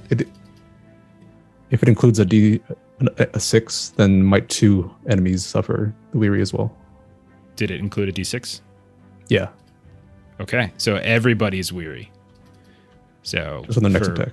Yeah, so for their next attack, everyone in here is going to be weary, as the ones on the left are all might 1, and the ones on the right, well, I should say these two here are might 2. And the rest of them are my 1. Okay, so everyone will be weary. That's easy for me to keep track of. I don't know if it's Perfect. everyone though, because it says if you have 2 success icons or more, the penalty applies to all adversaries in the fight. So if that's what you You can get have with higher 2 than or might more- too. You can have higher than might too. Okay. I guess You got it's an not extra. all. So succeeding everybody at might. Oh, I 1. see. It's Extra it's all success meaning- everyone with might 2. Yeah. I got it. Okay. Okay. So basically, Yeah. all of them are might 2 or 1. All right. So then Floy is done. So we'll go to Eriniel or Daggett. Okay, so Ireniel is going to switch from bow to sword as she kind of rushes in at this other one here. And so she is going to take a swing kind of at the midsection of this hillfolk that she finds in front of her. And that is an extraordinary success. So I've got 9, 5, 4, and 2 6s. Actually, no, because we are not. Never mind. I had an extra. Great success. We had the extra dice last time because we were. Just let me know the damage. I'm advantage. still waiting. I'm waiting on damage. Like, what's 3. the damage? I will. Let's see. It's keen, so I don't need to spend the 6. So it'll be 10 damage because it's 3 for my damage plus 7 for my strength. Okay, so 10 damage total. All right. Okay. Any wounds or anything I got to worry about? It is a keen short sword, and I did roll a 9. So I believe that means that. Yeah, keen is a piercing blow and a 9+. So should be a piercing blow. So let me roll my defense then, my protection roll. Okie doke. This one's got 3 on their thingy. I haven't Burn hit a hate. keen in a pierce in a while. I rolled 9 plus 6 is 15, 19, 25. On my Oh yeah, protection. that's way above I burned a 16. hate to get an extra die. Yeah. So, okay. So good on So yeah, that. she comes in kind of midsection, just a lot of the swing and just kind of takes a cut right across maybe the belly blow. Okay. Then it should come to Daggett after that, I believe. Yes. So no one's used our ally, right? That is correct. Correct. So I will go ahead and use her. I'm just going to go after the one that I already hit with the arrow. And we just want to flank him, where she'll be on the other side, but I want to take most of his attention. But the fact that she's behind him makes it easier to hit. Okay. Do we have any audience dice as well? Yes, we do. Okay, Yep. I want to take one of those too because I'm weary, so I want a stack list. Gotcha. Okay, that's great. Those don't count, but I've got 3 successes. Okay. I am not piercing though, so I'll just pump it all into damage. So that's 8 plus 7, or plus 8 because it's two-handed weapon, plus another 8, so 24. 24. damage. Describe how you take her out, man. Wow. That's more than my enough. Yeah. God. So our ally Helvey, Helvey. Am I saying that right? Yeah. Yep. Helvey, slices just like at her leg, just basically as a distraction. And when she looks down, I just slam down my mattock right on her neck and just crunch. Okay. Then we'll turn to Gilly. One of these has been taken out. A few of them have been severely wounded. What would you like to do? I am going to attack one of the ones that's over on Floyd because he has 2. Okay. You taking the one that he is already kind of taken out at the hip, or are you attacking the other one? The one that's already injured. Okay, go for it. And that is a great success. So Okay. 8 damage. All right. Describe how you take this one out. So I imagine this one's got its weapon raised up, like it's about to attack Floy, and she manages to get it in its hand, and so the arrow makes the hand hit their own face, and then the arrow buries itself in their head. Nice. And she collapses to the ground. These poor, poor people. Okay, so the 4 of you are done. Looks like there are 3 remaining. I think it's 1-on-1 all the way around. Yep. That's what it looks like. So I will start. I'll go left to right. So Floy, this one's going to take this axe that they have. This kind of almost like one-handed axe. Just sort of hack it into you as best they can. These people are not going to survive a round, so I'm going to freely burn hate. Obviously, they're also shouting like crazy. That's a free action. And I'm going to also use their Fierce Folk ability to spend... It's not hate, actually. It's resolve for them. But so I'm spending 1 resolve to get this attack to be favored. And I'm going to spend 1 resolve to get an extra d6. Nice. Actually, wait. Fierce Folk does both of those things. So I just have to do one of them. Okay. Pile of dice. So 3, 4, and you're in forward stance, correct? Yeah. All right, so that's 5 d6s for me. Right, 13, 18, 22, 25, 26 with 1 extra success. God. I roll 5. I'm rolling 5 dice, and I'm not even I'm using purely the mechanics of the game, by the way. Yeah. I know. Purely the It's just mechanics of the game. crazy. This is And this that's is what such a happens hit, when you go to right? forward stance. That's I the think hit. of this as Gilly. Like, if I was in forward stance, I'd be dead. Just Is that with the weary too? Good call. All right, so 2 of those are gone. So that's still a 10, 15. It's still a 20. It's 22 actually. Oh, I rolled funny. a 3 and a 1. But okay, so it's still good. Thank you for reminding me. And then I still got the 1 success. So ultimately it's the same. So that's gonna be.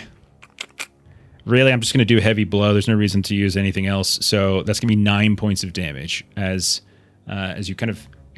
As the one that you and Gilly killed is falling to the ground, your axe temporarily gets kind of caught in the hip, and that gives this person just enough time to like hack down onto your arm, and you feel their axe just nearly take your arm off, like right underneath the shoulder. But you manage with your mithril as it kind of clips just the edge of it where the coat is, keeps you with 2 hands. Then we'll turn over to the one that's on Aurinial.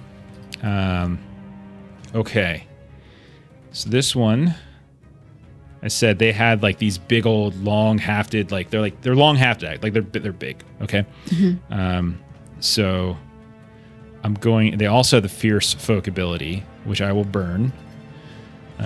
So they get 3 plus 1 for Fierce Folk, and I didn't see. And then you're in forward stance, correct? That is correct. Okay, so they get 5 d6s, and the rolls at favored. So it's the same roll as Floy. Mm-hmm.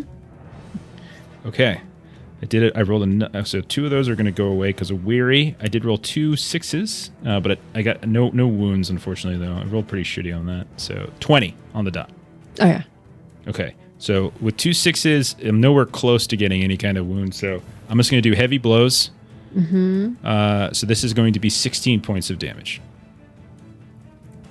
Okay. As you thrust your sword into them, and they bring this big old axe down on top of your like your back as you thrust forward, leaving yourself open. All of you go into forward stance. I think I will take the knockback. on Okay. that. So you feel the blade rake across your back, but you're able to kind of tumble and roll at the last second to prevent it kind of clipping and catching underneath the back of your neck, where it could have done some serious damage. But it will take your next turn to scramble back up into combat. Yep. So 8 points to you then. Then the one that's over on Daggett.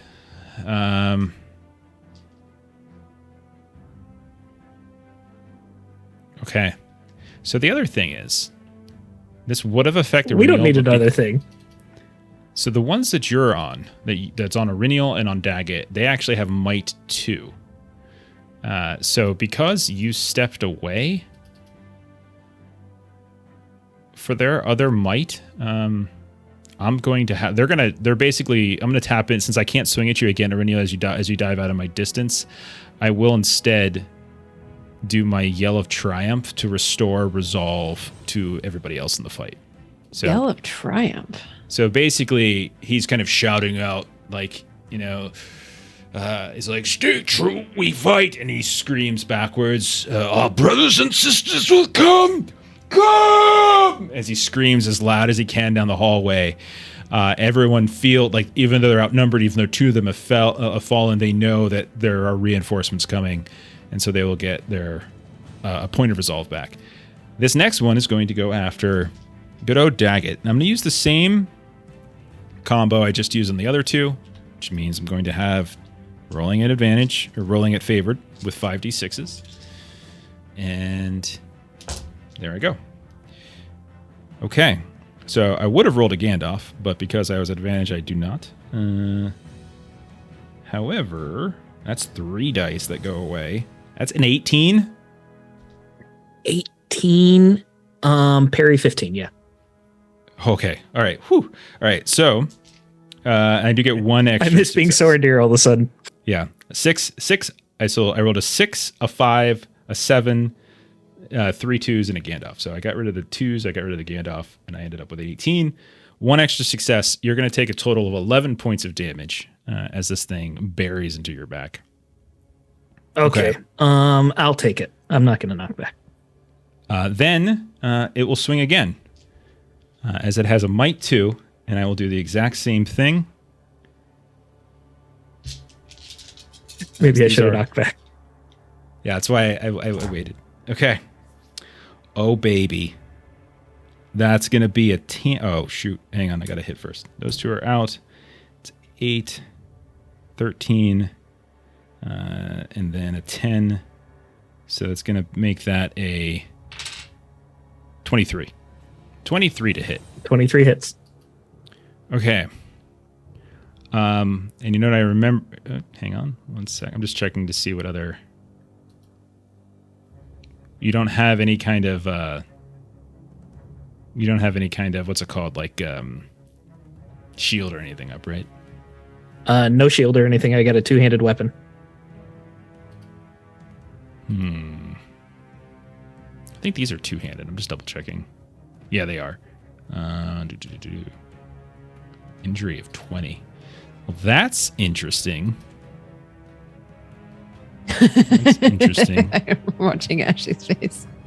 We are so worried.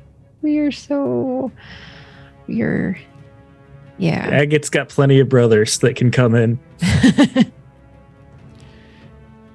Yeah, before going like 5v11, might have wanted to get a little more endurance. That ended up being Like, technically speaking, yes, but Yeah. we were Well, worried. this is what happens when we don't play. I totally forget, because I know We you did guys, do a short rest. I know you guys can spend a 10 to get you get a piercing blow on it. I don't know. Do I get a piercing? I know, like, the weapon has to have the pierce keyword on it, but I can't. I think a 10 is still a piercing blow. So, yeah, I think you need a. I think you need to roll. I think you need to roll a protection roll, buddy. All right. Well, protection Injury I'm actually good at compared to Sorendir. Injury target of 20.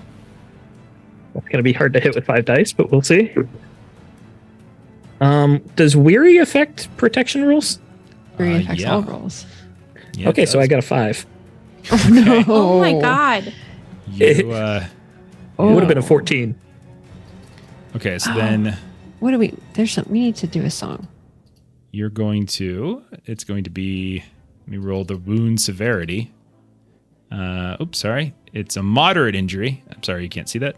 The blow received was violent enough to expose you to the risk of worse consequences if injured again, but no real lasting damage was inflicted. At the end of the combat, you will recover fully in just a matter of hours. So it's a wound. You're technically wounded, but it's not going to linger for a very long time. And you will take, on top of that, 6 points of damage for the long half the dex. 6 points. No sense knockback because another hit will put me down anyways. So I'll take it. Okay. As you guys had a great ambush, you took 2 of them out, and it's not like they're in great shape. The rest of them are fairly wounded, but they have stuck by, and they're gonna persevere. as I'm going to see how long it takes and how many respond. Okay, cool. All right, so new round. What do you guys want to do? With my axe. The still- one on sorry, with my the axe one still on me stuck- is that the one that got hit by the arrows? So let's see. I think this. So there's basically two different icons. There's like the guys and the women. So the guys are the ones that have the might 2. That's just how the icons work. But that's For the now. one we ambushed with the arrows, right? So this one got hit with an arrow. Okay, the one I'm pinging at, the one guy, and then another one of them got hit with. The map. Well, actually, you just killed her. Yeah, you just killed her. She's just dead. Okay. So- Sorry, Floyd. Go ahead. I was just trying to figure out what I'm going to do. Got I it. think this one by you, Floyd, is full. Yeah. Hasn't been touched. The one by you, Aurenial, you've attacked. It's taken some damage. The one by you, Daggett, has taken some damage. Cool. Okay. So, I'll stay any forward, changes to stances? Everyone in forward? I have to spend my turn getting up, so I'm not. Okay. Keeping forward. Go for it, Floyd. Yeah, with my axe still wedged into this dead one's hips, I'm just gonna drag their body and just smash it into the other guy. Okay. I love it. A Gandalf extraordinary success. Okay. Gandalf, extraordinary Piercing. success. 21 damage. Describe how you obliterate this poor woman. Yeah, this flailing limp body just crashes into them, breaking my axe free and dragging my axe through their torso in half. Okay. And so in horrific fashion, you tear this poor woman in half, and she falls to the ground on top of the other woman who got her hand pinned to her eye via an arrow. We will kick it over. So heroic, much heroism. We will. Sorry, I'm just guilting you guys now. Floyd's done. Daggett, we go over to you. They're evil men. You're good. You're fine. It's okay. Yeah. No. I'm just screwing around. I am going to use our ally again. And let me go ahead and use another audience die because I need to make sure I put this guy down now. I am having there the are two other on me one anyways. come Yeah, towards okay. you since Aurenial did tumble out of the way. That's fair. That's fair. Okay. Regardless, I got to put one of them down. So I'm going for the one that seems more injured, probably the one that got shot by 2 arrows. Absolutely. And the same thing with Helvey, where she's just like stabbing at him with the knife as I swing down with my mattock. Oh, shit. That's what I like to hear. Oh no. Stephen, we Rolled don't say that word 66 and I Middle-earth. missed by 1. I needed a 13 and I got a 12 because I'm Wearies. weary. So 4 of those Yeah. dice still count. You swing, you try to put this one out of their misery. The other one comes up and you don't see it and maybe bumps you at the last second, and that throws your swing aside. We'll kick over to Gilly. Gilly, you see how one of them, you see that Floy has dispatched the 2.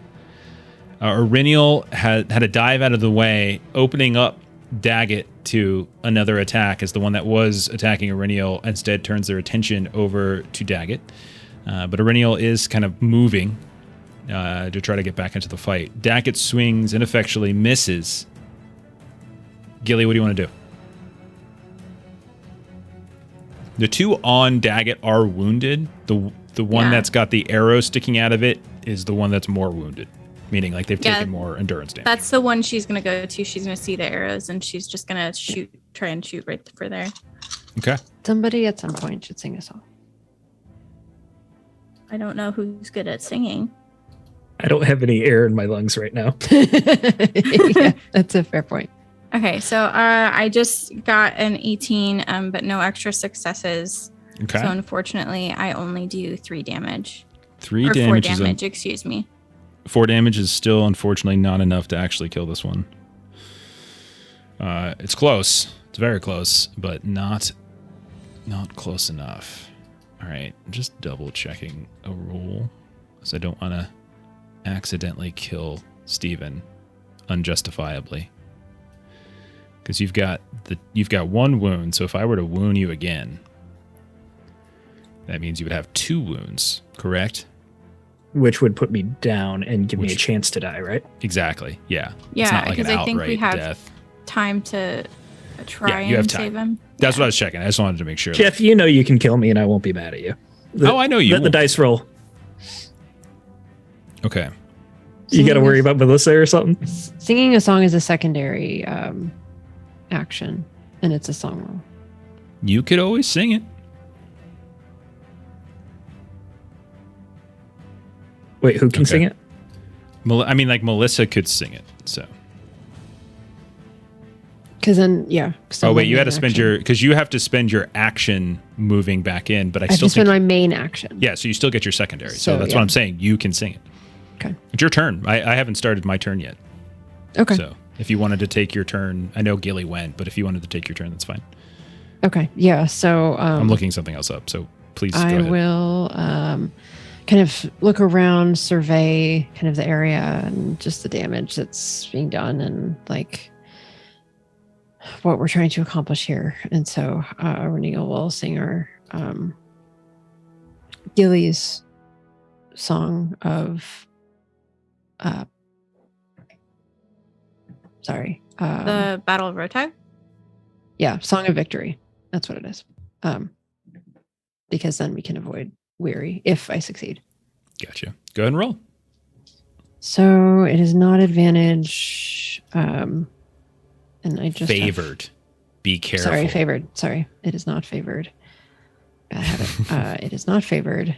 Wizards is on the hunt. You don't want to mess I with know. their- That's why I'm like, be careful. Yeah, sorry. And we should just use the right terminology anyway. And I can take one or two or just one. What? I'm Audience taking dice? Audience, yeah. I Just think one. with the rule is that you take one to get a bonus die, you take 5 to get favored. That's the rule we have. Okay.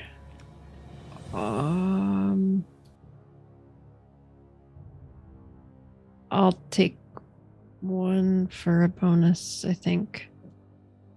I don't know. My math is probably off with that, but Just take 2 to be safe then.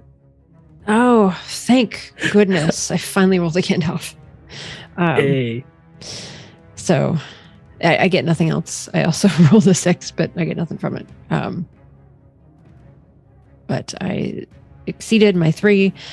I not actually going to sing, but Reneel sings. And so I don't think it has an effect if you don't actually sing, though. Like I don't know, right, guys? I think we need Melissa to sing a little bit, right? no. Yeah, I'm not really feeling this battle right now. I know, right? Neither am I. I don't know. Just kind of feeling weary, you know? Need something to lift my Yeah. spirits. Yeah. Okay. So if I remember correctly, then the There's some- I'm in the rule book, so if you're making a face or something in Zoom, I can't even see it right now. Mhm. I'm pretty sure this means that we can ignore weary. Okay. Is that just for the Okay. combat? Rest for the combat? Yeah. Just Yes. I think. Yeah, the rest Okay. of the heroic venture, which would be the combat. I mean, Ashley put the lyrics in the Twitch when chat. I there. refused to sing it Melissa. myself, it got mentioned. Right? Okay. All right. That's fine. That's fine. I won't up, go. Uppy mountain. I won't go easy on Daggett then. Here we go. 2 of them are on you now. So one of them I will can go take 'em. first. Sure. I got 1 endurance left. What's the worst that can happen? I'm going to. Let's see. Well, don't forget that if one of them hits you, the other one can step to somebody else and attack. So all I got to do is kill you with the first one, or take you out with the first one, and the other one can step towards Floy. So let's see. So I'll use my Fierce Folk. So that means 3 plus 1 plus 1 for your forward stance, and then plus 1 because you're now outnumbered 2 to 1 around. So I'm rolling 2d12, 66s. They are weary. Unless they get, do they get it for the, are they good too? Like they're not weary, right? No one's weary. Okay. I'm just going to shake these nice. Look at that. I hear it. All those are a ton of dice. Oh dear. Well, that one goes away. Let's see. I'm getting rid of all my, all right. So When the dust clears, Steven, it's going to be a 28 to hit. And it's going to be okay. It's going to be 2 extra successes. I'm assuming, of course, that you are going to go down. So this is going to be a total of 16 points of damage. Did you do a wound? Was it piercing? No, it was not. Okay. Well, yeah, I'm just down with 1 wound. All right. Then it's going to continue to swing at you. No. I want to see if I can get. Let's see if I can get that wound. I'm just curious. No, you can't. All right. The other one then, so this one's taking you down. The other one will turn its attention, seeing that you have gone down relative to a fight, and will instead step towards Floy, since you are no longer a viable target. And I will do basically the same thing, but I lose one of those D6s as I swing at old Floy. I rolled a Gandalf and a Sauron, which means I can get rid of that Gandalf. So that's the good news. The bad news is I rolled a 3, 2 1s, and a 2, which means, I mean, I'm still going to hit because I rolled the Eye of Sauron, but I only rolled 1 die over 3. So it's a hit. You're going to take basically flat damage and then roll protection. So 6 points of damage and then roll protection. Injury die is 20. Okay, my protection is 4. Okay.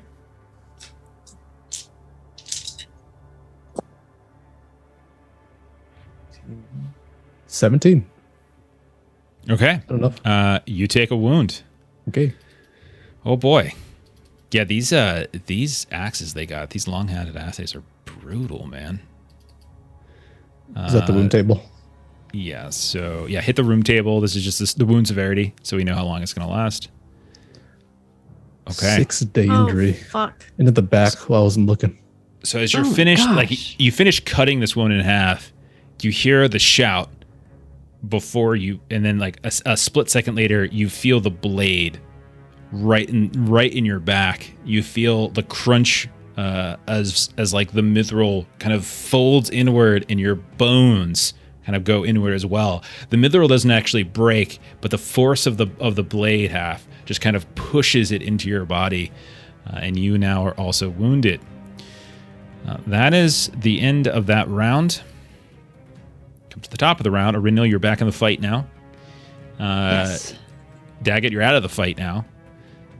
So I'll go ahead and clear the ones off the field that are no longer in. So there's only 2 targets left, both of which have suffered damage. One of them has the arrow sticking out of it, and one of them, Arinil, did some damage to initially. So let's go ahead and Floy and Arinil and Gilly, what are your stances? Just to note that intimidate foe only lasts the next round. Oh, does it? Yeah. I'm reading the little cheat sheet. It wouldn't have affected that roll because it was still a hit, and I haven't missed a roll from it. And it wouldn't have affected. Yeah, I haven't missed a roll, and it wouldn't have affected damage because they're not 6s, so 3. So it wouldn't actually affect. So we're good. But thank you for being honest about that. Unlike your dice rolls. So go ahead. Where are you dice solid? Where are you targeting? What stance is everyone in? Keeping forward. Forward. Yeah. I gotta. Prone. All right. So. Downward dog. Downward Daggett. There we go. I got the title right there. Downward Daggett. That's good. Downward Daggett. There it is. Okay. Okay. So Floy, you. And they shouted for reinforcements. Don't forget. Mm-hmm. Yeah. Okay. So I'm gonna take this one that was just on Daggett. Okay.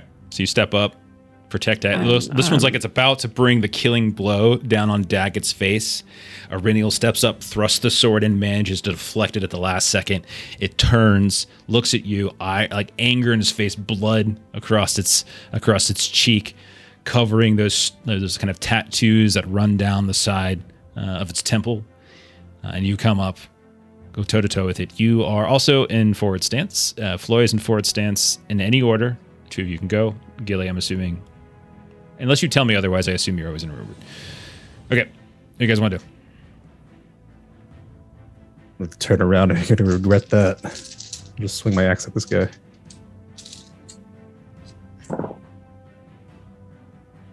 A great success. Will be 14 damage. Yeah, he regretted it. Go ahead and describe how you take this one out. Nice job, Floy.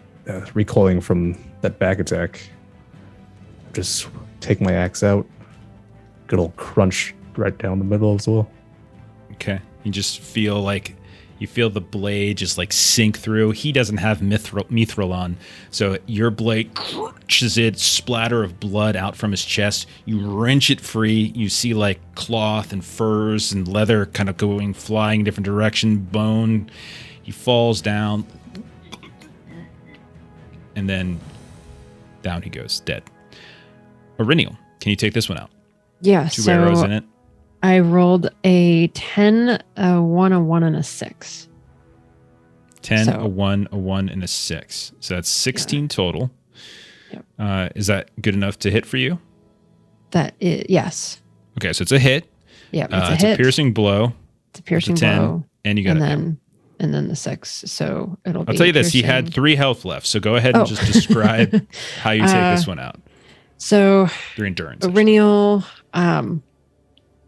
just kind of sang that song to, kind of try to help everyone and herself as well. And so she is going to, since she was kind of coming from, kind of this knockdown stance, I'm imagining she's sort of sword out. And so, if there's like a wall or something sort of behind where this guy was after he's, kind of taking down Daggett, that she's just going to like run him through basically with the point of her sword.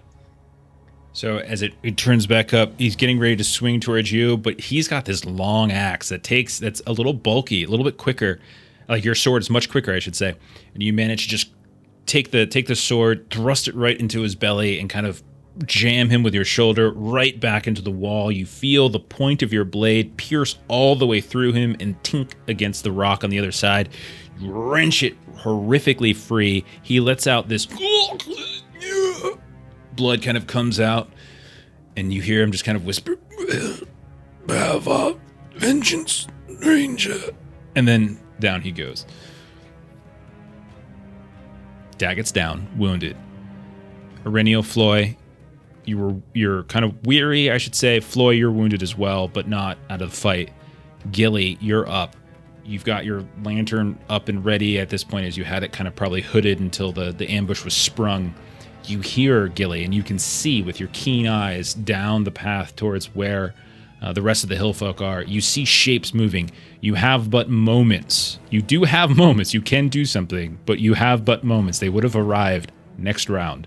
So you have basically right now to do something. What do you all do? I think we should retreat. Regroup. Agreed. I'll pick up Daggett. Let's get out of here. Okay. Just hide our best. Gilly assists. Maybe they find us, but we try to hide. Okay, Floy, you pick up your dwarven brethren. Auriniel, Gilly, Helvey, you start retreating as you hear the sounds of... What we could do is if we, Auriniel, Gilly, and Helvey, we can try and push like a rock or something down at them as like a distraction and then run, if that won't mess up. I don't understand the push the down. I think we're probably running. Like, okay, I'm not sure we can do both. Yeah. Okay. Yeah, because if you linger, we're staying. Then we'll combat. Yeah. Got it. Okay. So you run.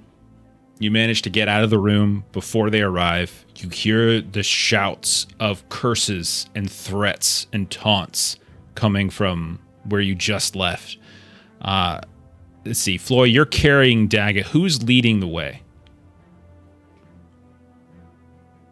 Don't all shout at once. I will lead the way. Okay, Thanks, Gilly, give me an explore or a riddle as you are specifically looking for a place to hide out. Okay. Can I have a dice, please, Ma? No, don't let her. Please. Of course. Yes. Thank you. Tammy just got some more. Oh, perfect. Just regular success. Okay. You find in the wall as you were running and hustling, you still hear them. Like some of them are shouting you. They're chasing you, but you have a not insignificant lead on them.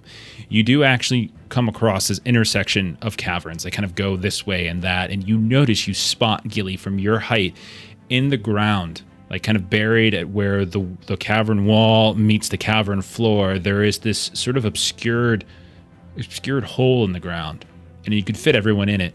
Whereas you probably think if they come here, they're going to be looking down one of these tunnels. You just kind of climb down, you dive down, and you slide down this smooth incline with the water, again, one of those where the water has just over time kind of smoothed the earth down. And all of you go tumbling down into a chamber. None of you get hurt along the way, but small bumps and bruises. You hear the sounds of the shouting above, like they're scrounging around, looking, and then eventually, like you hear the bootsteps as they're echoing down, kind of going off in different directions. The shouting is getting further and further away, and you're pretty sure that you managed to get away from them. When you take the moment, Gilly, to probably unhood the lantern and look around, you are in this square, what looks to be unfinished chamber, surrounded by these engaged columns and pilasters along the walls, giving it some kind of shape, but there's not any real adornment. And you notice, like, despite that wonderful looking view of the walls, with the sort of the columns and pilasters themselves giving the shape, in the middle there's one thing. There is this large rocky cairn perfectly in the middle of this square chamber, and there is no other way out. You can see that there was at one point a passageway, but it has collapsed underneath earth. And so you found like the only way in, but you see this rocky cairn there. And that's what you see around you. What do you guys want to do? Gilly's going to immediately go to heal Daggett. Okay, go ahead and roll. Yeah, Erniel would like to assist with this. So I can spend a hope since she's my fellowship focus. 2 bonus die then there, Gilly. He's not dying, right? It's just a wound. He's taking. I am not dying. No, he's not dying. He has a moderate wound. You have a severe wound. Right. Daggett will as be soon as I'm fine. up, I'm actually perfectly fine. Yeah. He took we'll say he took kind of like a lucky shot to the temple or something that kind of you crumpled under your knees, and you're exhausted. So then perhaps I should be healing Floy then. So they're both going to be wounded. Daggett for the rest of today. Like he's wounded for the next couple of hours. Remember, it's nighttime. So through the Gilly night, would go to Floy then because he's her fellowship focus. And all you could really do with Floy is reduce the length of the recovery from it, right? Yeah. Is effectively where he's at. And because his is 6 days. So you Yeah, can Erniel will reduce still that. help. Okay. Yeah. Because I 2 have 2 extra dice from Erniel. 2. Okay. One, 2 extra 6s. So that's a great success. I rolled an obscene amount of dice just then. I heard all of them coming up when you were rolling them. It's such a pleasant sound. The sound of all the dice. Even when they hurt you, it's still. So I believe that takes 2 days off of your recovery time, Floy. Got it. Okay. You guys get everybody up. Daggett, you're in a completely different place from when you went down. You look around, you see in the middle, there is just this crude cairn. There are these pilasters and engaged columns along the walls. There is a collapsed entranceway into this room.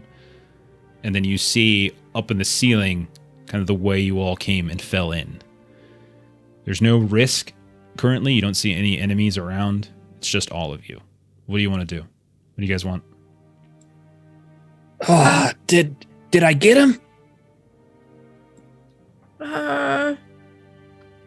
We did eventually. At great risk. All right. Oh, I'm seeing stars. I now understand why you were looking to rest for the night earlier. I thought perhaps you were just not giving it your all, but I now understand you were bit more tired than I thought. Been more weak. Whoa. I wasn't tired. We hadn't eaten yet. This is very true. Gilly's stomach like grumbles. Gilly would like to inspect the cairn though, because isn't that like a burial thing or Exactly. So, Gilly, when you kind of get close to it, like one of the things that's noticeable, first of all, is that like, this does look like a finished chamber, or at least like again hewn stone. Like you've been moving around, it's just like this patchy network of like rough caverns, signs that the dwarves were trying to do something here at once long ago. And you're in one of these rooms, but you notice that the earth has been torn up, and like this cairn seems to have been made from like rocks that have been dragged in here, right? And as you get close, it's covered in dust, and you see sticking out of the center of it, you see it's almost imperceptible from a distance until you get kind of close, but just the way in which the rocks are, there is this dust-covered hilt of a sword sticking up out of it. And you can see, as you kind of like smear some of the dust away, there's a pommel that's got this large star affixed to it, like kind of engraved into it. And the sword seems to, on an angle, slide down into the cairn itself.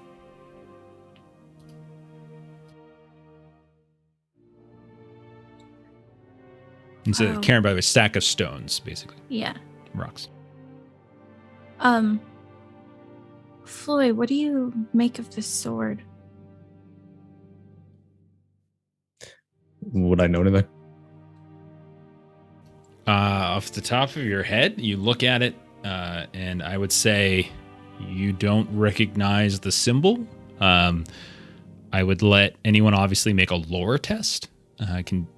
You're more than welcome to do that, but there's nothing like that you would get for free here. Oh, I was thinking maybe like you could tell if it was like dwarven crafted or.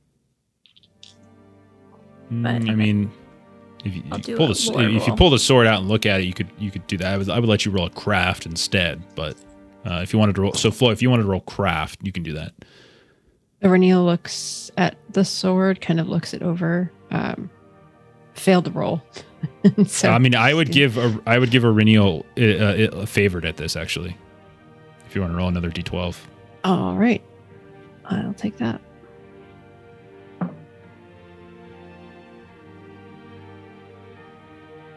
That's definitely my first one was a 2 and the second one was a 9, and so that now makes me succeed in my lore roll.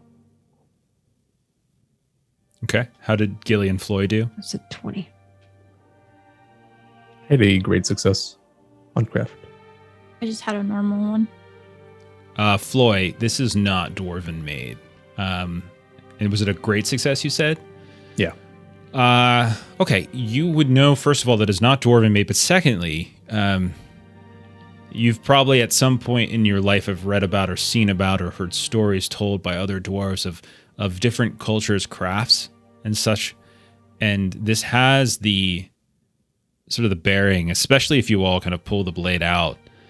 I mean, you're no expert. You would probably want to consult with a lore master for sure, and maybe some of your books, but it has the look of something perhaps Numenorian, like the older, ancient, fabled human kingdom that fell beneath the waves at some point. This isn't dwarven. Something much greater. And Ireneal is and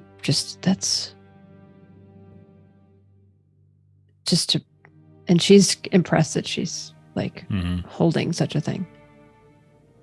So you would know with your lore, and Gilly, you would probably have seen something within Oswald's research. Something about that 5-pointed star. Ireneal, you would kind of recognize just your lineage, right? Like Arnor, fallen kingdom of Arnor, had this 5-pointed star as its sort of heraldry in some ways. And then like some of the other kingdoms had like variations of it as well. And I would say between the two of you talking this out, you would be able to conclude that this is likely Arthedain in origin.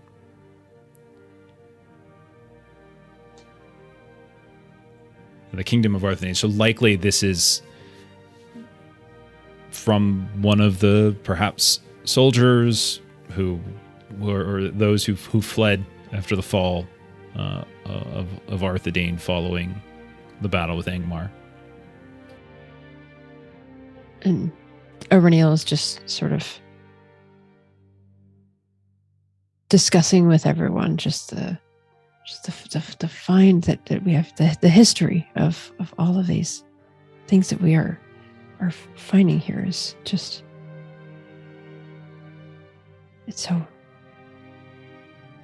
she's just kind of going on about how kind of interesting all of this history is to kind of be finding, and she's kind of wiping this off and kind of trying to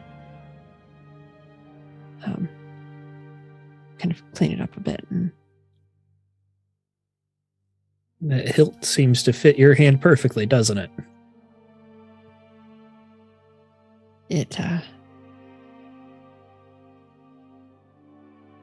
It could.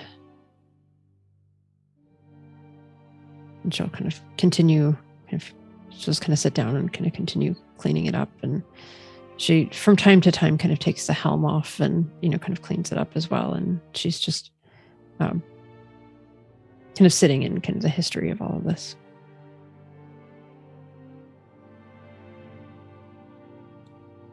This was collapsed, or is this a collapsed rock nearby?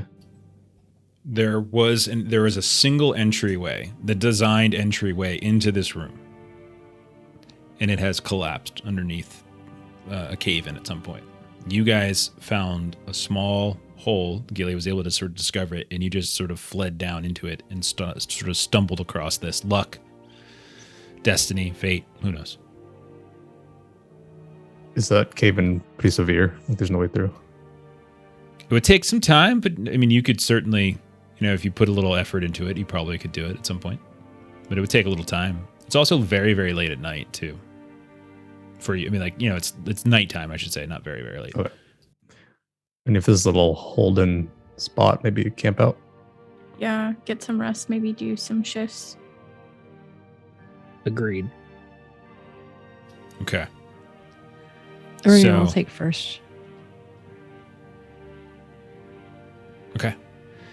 Aureniel,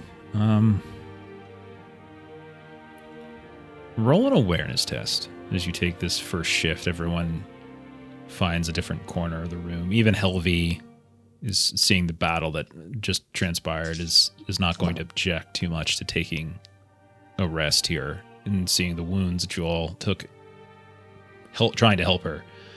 But she is nonetheless anxious to move. But Aureniel, how'd you do in that awareness test? Fail. Okay. So, sometime during the night, Aureniel, when you're on watch, you don't know when, but at some point your eyes kind of grow a little heavier and they close. And then you're awoken by the sound of a pebble or a small rock tumbling across the ground. And when you look up, you see just a few feet in front of you, there is a rock about the size of maybe your thumb that is just sort of rolling off to the side as if it has recently moved. You look around and you notice that everybody else is asleep, but Helvey seems to be gone. And you look up and you see dust and small debris is kind of falling from the hole above as if she climbed up and out. As you are kind of looking and staring at that, you hear a sound from behind you. And when you look back, you're not sure exactly what sort of gets you to turn around. Was it a footstep? Did you even hear a sound? You don't really understand what it is. But when you look back, you notice a figure that you hadn't seen before walking from the center of the room where the cairn is and just sort of walking directly towards that collapsed entrance and just kind of fades into the wall and disappears.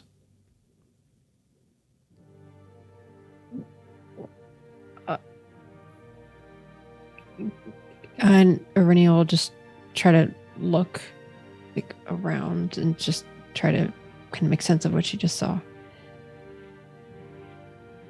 Nothing really made sense. You failed your awareness test, you said, right? Yeah. Yeah. You didn't see enough of it to really get any kind of clues. It was just at the last second, you just saw a figure just shift and move. Or maybe you didn't. Maybe you talk yourself. Maybe you're just seeing things. You're tired. You're wounded. You figure that out. Yeah. And I think that's, she'll, just kind of wipe her eyes a few times and just and obviously we're keeping this dark because they're trying to hide. So sure. She'll talk herself into the fact that she just thought she saw something moving that wasn't there. Next shift comes. Gilly gets up, looks, no issues. Quiet night. You notice obviously that Helvey is gone. Mm-hmm. Eventually you wake up one of the dwarves, Floy or Daggett, whoever it might be, and you all make it through the night. This is a little bit of a tense night. This isn't the safest place in the world. However, as you're kind of feeding your faces in the morning, hitting your breakfasts, getting some food in you, drinking some water,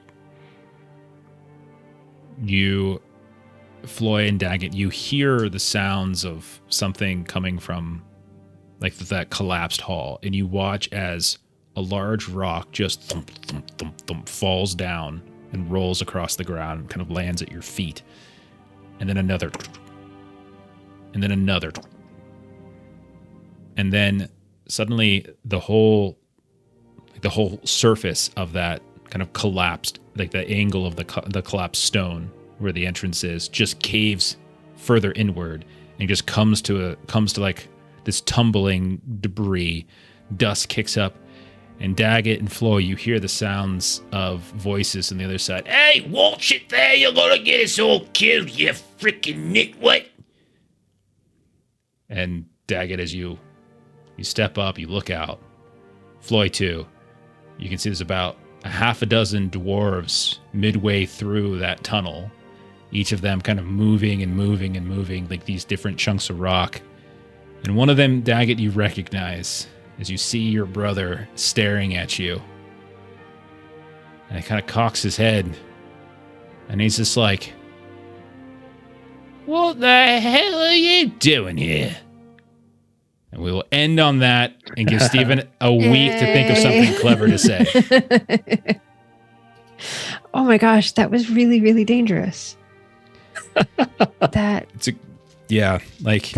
fight was way more dangerous than they are not. I could have got that last hit off. They're not particularly difficult, like they're not the most difficult people in the world. Like they don't have high endurance levels. They don't have like a ton of different abilities, but you guys all go into forward stance.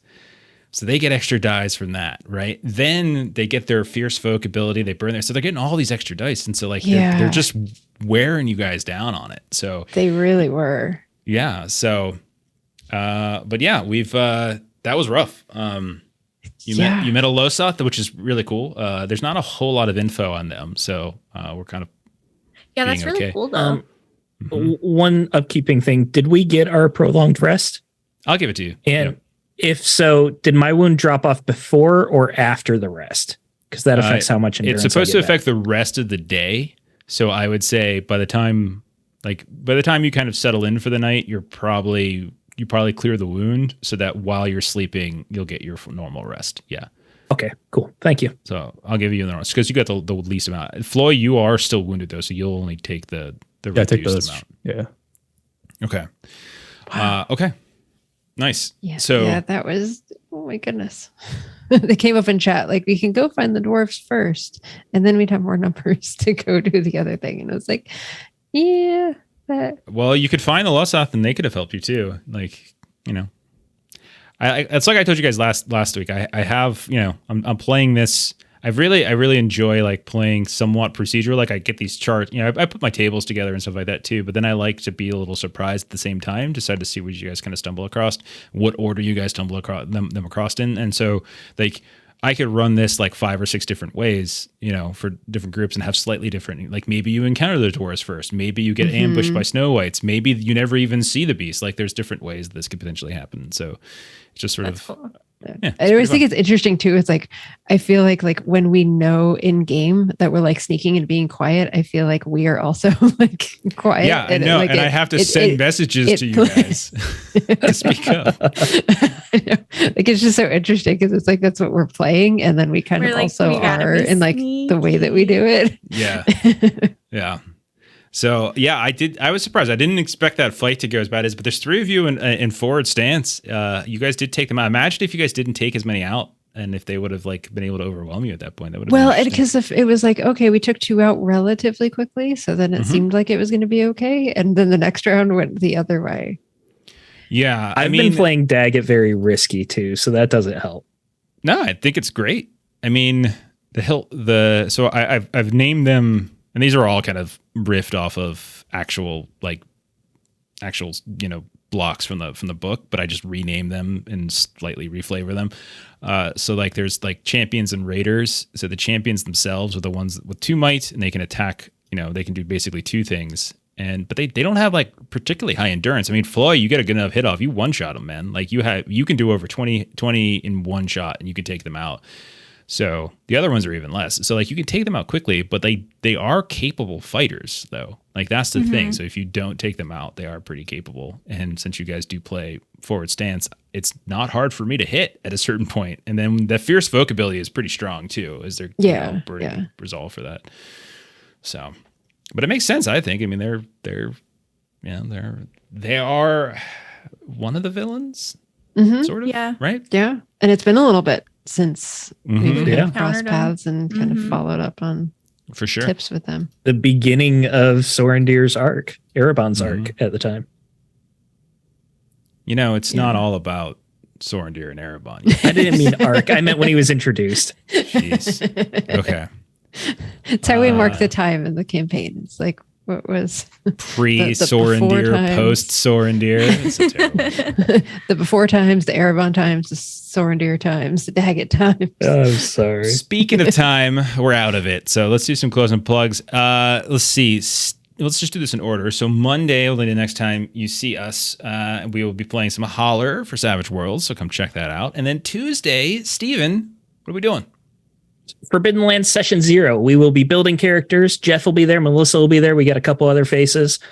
Should be a lot of fun. We're going through some life paths. Yep, none of the other 2. We don't care about them. They're getting kicked out of Lollygaggers entirely. This is their last session. I haven't told them that yet. What are you doing? No. Face. She's so mad. Ashley's like, I am the heart and soul of this group. I feel you out. Long's like, what's Lollygag? so chill. But yeah, we got some life paths that we're going to go through. It should be a lot of fun. So come join us. Fantastic. Next Friday, we are starting up another Free League game. So we're going to have 3 Free League games on the channel. Obviously this one, Steven's Forbidden Lands. And then next Friday, we're starting up Blade Runner. We're going to be doing that every other Friday. We're also going to be doing a giveaway that night if you want to come win some dice from our friends at Norse Foundry. So come hang out with us then. And then obviously in a week, we'll be back to more Wondering, and we can see, let's see if we resolve this adventure we're on. What actually happens now that Daggett and Snagget have come face to face. We'll see what happens. But thank you for everyone hanging out tonight. Thank you for those of you who threw out some bits, helped us get a hype train earlier on. I really do appreciate that. Melissa has multiplied all of your bits by 50, and that's the amount that she records then in the bonus dice that you all get when you. That's the little formula I've got here. That's what we talked about, right? Cool thing is she's not good at math, so it's 50-50 on whether that actually benefits the party or takes away from them. So. Anyhow, we're going to go ahead and rate our friends over at Boys from the Baltic Star. They're playing Orbital Blues, which is a favorite of some of ours. Melissa, Steven, myself, we all played it a while back. Really, really fun game. So go ahead and follow that raid and say hi to them. Watch some Orbital Blues. Have a great rest of your weekend, and we'll see you later. Bye-bye. Bye.